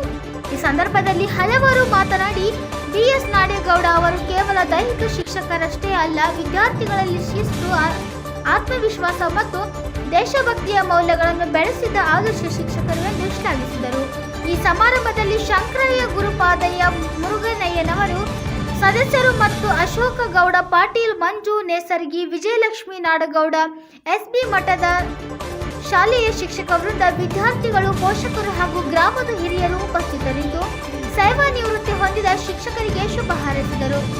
ಸನ್ಮಾನ ಸ್ವೀಕರಿಸಿ ಮಾತನಾಡಿದ BS ನಾಗೇಗೌಡ ಅವರು ತಮ್ಮ ಸೇವಾ ಅವಧಿಯಲ್ಲಿ ಸಹಕರಿಸಿದ ಶಿಕ್ಷಣ ಇಲಾಖೆ ಸಹೋದ್ಯೋಗಿಗಳು, ವಿದ್ಯಾರ್ಥಿಗಳು ಹಾಗೂ ಗ್ರಾಮಸ್ಥರಿಗೆ ಕೃತಜ್ಞತೆ ಸಲ್ಲಿಸಿದರು. ಶಿಕ್ಷಕನಾಗಿ ವಿದ್ಯಾರ್ಥಿಗಳ ಪ್ರಗತಿಯನ್ನೇ ನನ್ನ ಜೀವನದ ದೊಡ್ಡ ಸಾಧನೆ ಎಂದು ಭಾವುಕರಾಗಿ ಹೇಳಿದರು. ಬಿಎಸ್ ನಾಡೇಗೌಡ ಅವರ ದೀರ್ಘ ಸೇವಾ ಪಯಣವು ಶಿಕ್ಷಣ ಕ್ಷೇತ್ರದಲ್ಲಿ ಅಳಿಯದ ಹೆಜ್ಜೆ ಗುರುತು ಮೂಡಿಸಿದ್ದು, ಅವರ ನಿವೃತ್ತಿ ಜೀವನದ ಸುಖ, ಶಾಂತಿ ಹಾಗೂ ಆರೋಗ್ಯದಿಂದ ಕೂಡಿರಲಿ ಎಂದು ಸಮಾರಂಭದಲ್ಲಿ ಉಪಸ್ಥಿತರಿದ್ದ ಎಲ್ಲರೂ ಹಾರೈಸಿದರು. ವಂದಿಸಿ ಶ್ರೀ ಬಸವೇಶ್ವರನವರ ಪಾದಾರವಿಂದಗಳಲ್ಲಿ ವಂದಿಸಿ, ವೇದಿಕೆ ಮೇಲೆ ಆಸೀನರಾದಂಥ ಎಲ್ಲ ಗಣ್ಯಮಾನ್ಯರೇ ಹಾಗೂ ಶಿಕ್ಷಕ ಸಂಘದ ಅಧ್ಯಕ್ಷರೇ, ಸದಸ್ಯರೇ ಹಾಗೂ NGO ಅಧ್ಯಕ್ಷರೇ, ಸದಸ್ಯರೇ ಹಾಗೂ ನಿವೃತ್ತ ಶಿಕ್ಷಕರೇ ಹಾಗೂ ಗುರುಗಳೇ, ಗುರುಮಾತೆಯರೇ, ಎಲ್ಲ ಪ್ರಧಾನ ಗುರುಗಳೇ, ಎಲ್ಲ ಶಾಲೆಗಳಿಂದ ಬಂದಂಥ ಪ್ರಧಾನ ಗುರುಗಳೇ, ಎಲ್ಲರಿಗೂ ನನ್ನ ನಮಸ್ಕಾರಗಳನ್ನು ತಿಳಿಸುತ್ತಾ, ಇವತ್ತು ನನಗೆ ಮಾತಾಡೋಕೆ ನನಗೆ ಬರ್ತಾ ಇಲ್ಲ. ಯಾಕಂದ್ರೆ ಅಷ್ಟು ಖುಷಿ ಆಗತ್ತೆ ನನಗೆ. ಭಾಳ ಮಂದಿ ಭಾಳ ಹೊಗಳಿದ್ರು. ಆದರೆ ನನಗಿಂತ ಕಿರಿಯರಿಲ್ಲ, ಶಿವಭಕ್ತರಿಗಿಂತ ಹಿರಿಯರು. ಚಲೋ, ನಾನು ಭಾಳ ಸಣ್ಣವ, ಎಲ್ಲರಿಗಿಂತ ದೊಡ್ಡವಲ್ಲ. ಎಮ್ಮವರು ಹೊಗಳಿ ಎನ್ನ ಸೂಲದಲ್ಲಿ ಕೀರಲು, ಎನ್ನ ಹೊಗಳಿ ಎನ್ನ ಹೊಗಳಿಕೆ ಎನ್ನ ಬಂದಿತ್ತು, ಮೈ ಬಂದಿತ್ತಲ್ಲ. ಇವತ್ತು ನನಗೆ ಬಹಳ ಸಂತೋಷ ಇದೆ. ನಮ್ಮ STMC ಅಧ್ಯಕ್ಷರು, ನಾಗರಿಕರು ಮತ್ತು ನನ್ನ ಗುರು ಬಳಗ ಎಲ್ಲರೂ ಕೂಡಿ ನನಗೆ ಇಷ್ಟೊಂದು ನನ್ನ ಆಧಾರದಿಂದ ನನ್ನನ್ನು ಬೇರ್ಕೊಡ್ತಾರ. ಅದನ್ನು ನನಗೆ ಮಾತಾಡೋಕೆ ಬರುವಂಥ ನನ್ನ ಪದಗಳ ಬರುವಲ್ಲ ನನ್ನ ಬಾಯಿಗೆ. ಅಷ್ಟು ಆನಂದ ಆಗಿದೆ ನನಗೆ. ಇದೇ ಗ್ರಾಮದಲ್ಲಿ ಹುಟ್ಟಿ ಇದೇ ಗ್ರಾಮದಲ್ಲಿ 10 ವರ್ಷ ಸೇವೆಯನ್ನು ಸಲ್ಲಿಸಿದೆ. ಪ್ರಥಮವಾಗಿ ನನ್ನ ಚಿಕ್ಕಮನವಳ್ಳಿ ಗ್ರಾಮಕ್ಕೆ, ನಂದು ಮಂಡ್ಯ ಜಿಲ್ಲೆಗಾಗಿತ್ತು ಪ್ರಥಮವಾಗಿ. ನನ್ನನ್ನು ಇಲ್ಲೇ ನನ್ನ ಖಾನಾಪುರ ತಾಲೂಕಿಗೆ ನನ್ನ ವರ್ಗಾವಣೆ ನನ್ನ ಇಲ್ಲೇ ಮಾಡಿಸಿದವರು ನಮ್ಮ ಮಾವನವರಾದಂಥ ನಮ್ಮ ಜಡ್ಪಿ ಅವರು. ನಂದು ಮಂಡ್ಯ ಆಗಿತ್ತು. ಅಲ್ಲೇ ನಾನು 3 ವರ್ಷಗಳ ಸೇವೆ ಸಲ್ಲಿಸಿದೆ.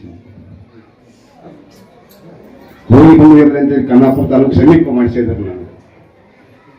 ಆಮೇಲೆ ನಾನು ಅಲ್ಲಿ 3 ವರ್ಷಗಳ ಸೇವೆಯನ್ನು ಸಲ್ಲಿಸಿ ಹುಬ್ಬಳ್ಳಿ ಲೋಯಾ ನಗರದಲ್ಲಿ ರಸ್ತೆ ಹಾಳು, ಚಿಕ್ಕ ಸೇತುವೆ ನಿರ್ಮಾಣಕ್ಕೆ ಸ್ಥಳೀಯರ ಒತ್ತಾಯ. ಹುಬ್ಬಳ್ಳಿ ನಗರದ ಲೋಯಾನಗರ ಹಾಳು ಕೆರೆಯ ಬದಿಯಲ್ಲಿರುವ ರಸ್ತೆ ಸಂಪೂರ್ಣ ಹಾಳಾಗಿದ್ದು, ಮಳೆ ನೀರು ಜಮಾವಣೆಗೊಂಡಿರುವ ಕಾರಣ ಸ್ಥಳೀಯ ನಿವಾಸಿಗಳು ಮನೆಗಳಿಗೆ ತೆರಳಲು ತೀವ್ರ ತೊಂದರೆ ಉಂಟಾಗುತ್ತಿದೆ. ರಸ್ತೆಯಲ್ಲಿ ನೀರು ನಿಂತಿರುವುದರಿಂದ ಮಕ್ಕಳು, ವೃದ್ಧರು, ದ್ವಿಚಕ್ರ ವಾಹನ ಸವಾರರು ಮತ್ತು ಸಂಚರಿಸಲು ಸಾಧ್ಯವಾಗದೆ ಪರದಾಡುವ ಪರಿಸ್ಥಿತಿ ನಿರ್ಮಾಣವಾಗಿದೆ. ಸಂಬಂಧಪಟ್ಟಂತಹ ಅಧಿಕಾರಿಗಳು ಸ್ಥಳಕ್ಕೆ ಭೇಟಿ ನೀಡಿ ಪರಿಶೀಲಿಸಿ ಸಮಸ್ಯೆಗೆ ಶಾಶ್ವತ ಪರಿಹಾರಕ್ಕಾಗಿ ಕೂಡಲೇ ಚಿಕ್ಕ ಸೇತುವೆ ನಿರ್ಮಿಸಿ ರಸ್ತೆ ಅಭಿವೃದ್ಧಿಪಡಿಸಬೇಕು ಎಂದು ಸ್ಥಳೀಯರು ಆಗ್ರಹಿಸಿದ್ದಾರೆ. ಮಂಡ್ಯ ಜಫರುಲ್ಲಾ ಖಾನ್ ಜನ್ಮದಿನದ ಅಂಗವಾಗಿ ವಿದ್ಯಾರ್ಥಿಗಳ ಉಪಹಾರ ವ್ಯವಸ್ಥೆಯನ್ನು ಅಭಿಮಾನಿಗಳಿಂದ ಮಾಡಲಾಯಿತು. ನಗರದ ಸ್ವರ್ಣ ಸಂದ್ರದ ಪ್ರೇರಣಾ ವಿಶೇಷ ಚೇತನರ ನಿಲಯದಲ್ಲಿ ಜಫರುಲ್ಲಾ ಖಾನ್ ಜನ್ಮದಿನದ ಅಂಗವಾಗಿ ವಿದ್ಯಾರ್ಥಿಗಳಿಗೆ ಉಪಹಾರದ ವ್ಯವಸ್ಥೆಯನ್ನು ಜಫರುಲ್ಲಾ ಖಾನ್ ಅಭಿಮಾನಿಗಳಿಂದ ಮಾಡಲಾಯಿತು. ನಗರಸಭೆ ಮಾಜಿ ಸದಸ್ಯ ನಾಗೇಶ್ ಮಾತನಾಡಿ, ರಾಜಕೀಯ ಕ್ಷೇತ್ರವಲ್ಲದೆ ಬಡವರ ಸೇವೆಗೆ ವಿದ್ಯಾರ್ಥಿಗಳಿಗೆ ಧನ ಸಹಾಯ ಮಾಡುವ ಮೂಲಕ ಜನಾನುರಾಗಿಯಾಗಿದ್ದಾರೆ. ಕೊರೋನಾ ಸಮಯದಲ್ಲಿ ಮನೆ ಮನೆಗೆ ಫುಡ್ ಕಿಟ್ ನೀಡುವ ಮೂಲಕ ಜನರ ಮನಸ್ಸಿನಲ್ಲಿ ಉಳಿದಿದ್ದಾರೆ. ರಾಜಕೀಯ ಕ್ಷೇತ್ರದಲ್ಲಿದ್ದರೂ ಜನರಿಗೆ ಸಹಾಯ ಮಾಡುವಲ್ಲಿ ಮುಂಚೂಣಿಯಲ್ಲಿ ಇರುವ ನಾಯಕರಾಗಿದ್ದಾರೆ ಎಂದು ಹೇಳಿದರು. ಈ ಸಂದರ್ಭದಲ್ಲಿ ಮುಖಂಡರಾದ ಎನ್ ಪಂಚಾಕ್ಷರಿ, ಜೀವಧಾರಿ ನಟರಾಜ್, ನವೀನ್ ಕುಮಾರ್ ಇದ್ದರು. ಇಲ್ಲಿ ಇವತ್ತು ನಮ್ಮ ಸಮಾಜ ಸೇವಕರಾದಂಥ ಪ್ರಭಾವಿ ನಾಯಕರು, ಅಂದರೆ ರಾಜಕೀಯದಲ್ಲಿದ್ದರೂ ಕೂಡ ರಾಜಕಾರಣ ಮಾಡದೇನೆ ಜನಸೇವೆನೇ ಕಾಯಕ ಅಂತ ತಿಳ್ಕೊಂಡು ಇಲ್ಲಿವರೆಗೂ ಕೂಡ ಸೇವೆ ಸಲ್ಲಿಸ್ತಾ ಜನಾನುರಾಗಿಯಾಗಿ ಪ್ರಸಿದ್ಧಿ ಪಡೆದಿರುವಂಥ, ಅದು ದುಬೈನಲ್ಲಿ ಕನ್ನಡ ಸಂಘದ ಅಧ್ಯಕ್ಷರು ಆಗಿರುವಂಥ ಸನ್ಮಾನ್ಯ ಮೊಹಮ್ಮದ್ ಜಫರುಲ್ಲಾ ಖಾನ್ ಅವರ ಹುಟ್ಟುಹಬ್ಬದ ಪ್ರಯುಕ್ತ ವಿಶೇಷ ಚೇತನರ ಈ ಒಂದು ವಸತಿ ಶಾಲೆಯಲ್ಲಿ ಉದ್ಘಾಟನೆ ಆಚರಿಸಬೇಕು ಅಂತ ನಮ್ಮ ಸ್ನೇಹಿತರಂಥ ಪಂಚಾಕ್ಷರಿ ಮತ್ತು ಅಭಿಮಾನಿ ಬಳಗದವರೆಲ್ಲರೂ ಇವತ್ತು ಆಯೋಜನೆ ಮಾಡಿಕೊಂಡಿದ್ದಾರೆ. ಇಲ್ಲಿ ಬಂದಿರುವಂಥ ಎಲ್ಲ ಗಣ್ಯರಿಗೂ ಮತ್ತು ಎಲ್ಲ ವಿದ್ಯಾರ್ಥಿಗಳಿಗೂ ಕೂಡ ಈ ಮೂಲಕ ಶುಭಾಶಯನ ಕೋರ್ತಾ ಒಂದು ಮಾತಾಡೋಕ್ಕೆ ಇಷ್ಟಪಡ್ತೀನಿ. ಇವತ್ತು ದಿನ ಮೊನ್ನೆ ಜಫರುಲ್ಲಾ ಖಾನ್ ಸಾಹೇಬ್ರದ್ದು ಒಂದು ಕೊಡುಗೆ ನಮ್ಮ ಮಂಡ್ಯ ಭಾಗದಲ್ಲಿ, ಅದರಲ್ಲೂ ಕೂಡ ಎಲ್ಲ ಕಡೆನೂ ಇದೆ ಅವ್ರದ್ದು. ಕೊರೋನಾ ಬಂದಂಥ ಸಂದರ್ಭದಲ್ಲಿ ಕೋಟ್ಯಾಧೀಶರು ನಾಡಲ್ಲಿ ತುಂಬ ಜನ ಇದ್ದಾರೆ. ಅವರು ಯಾವತ್ತೂ ರಾಜಕಾರಣಿ ಗುರುತಿಸ್ಕೊಂಡವರಲ್ಲ, ಚುನಾವಣೆ ನಿಂತವರಲ್ಲ. ಅವ್ರು ಏನು ಸೇವೆ ಮಾಡಿದ್ರು ಕೂಡ ಚುನಾವಣೆ ಹಿಂದಿನ ಇಟ್ಕೊಂಡು ಮಾಡಿದವರೇ ಅಲ್ಲ. ಯಾವತ್ತೂ ರಾಜಕೀಯನೂ ಬಯಸಿಲ್ಲ ಅವರು. ರಾಜಕಾರಣಿಗಳ ಜೊತೆ ಇದ್ರು ಕೂಡ ರಾಜಕೀಯ ಬಯಸ್ತವರಲ್ಲ. ಸೊ ಅವ್ರು ಕೊರೋನಾ ಸಂದರ್ಭದಲ್ಲಿ ಅವ್ರಿಗೆ ಆರೋಗ್ಯ ಸಮಸ್ಯೆಗಳಿದ್ದಂಥ ಸಂದರ್ಭದಲ್ಲೂ ಕೂಡ ಬಂದು ಇಲ್ಲೇ ಇದ್ದು ಹಲವಾರು ದಿವಸ. ಇದಿಷ್ಟು ಈ ದಿನದ ನ್ಯೂಸ್ ಬುಲೆಟಿನ್. ನಿರಂತರ ಸುದ್ದಿಗಾಗಿ ನೋಡ್ತಾ ಇರಿ NK T4, ಇದು ನಿರಂತರ ಕಾರ್ಯಪಡೆ.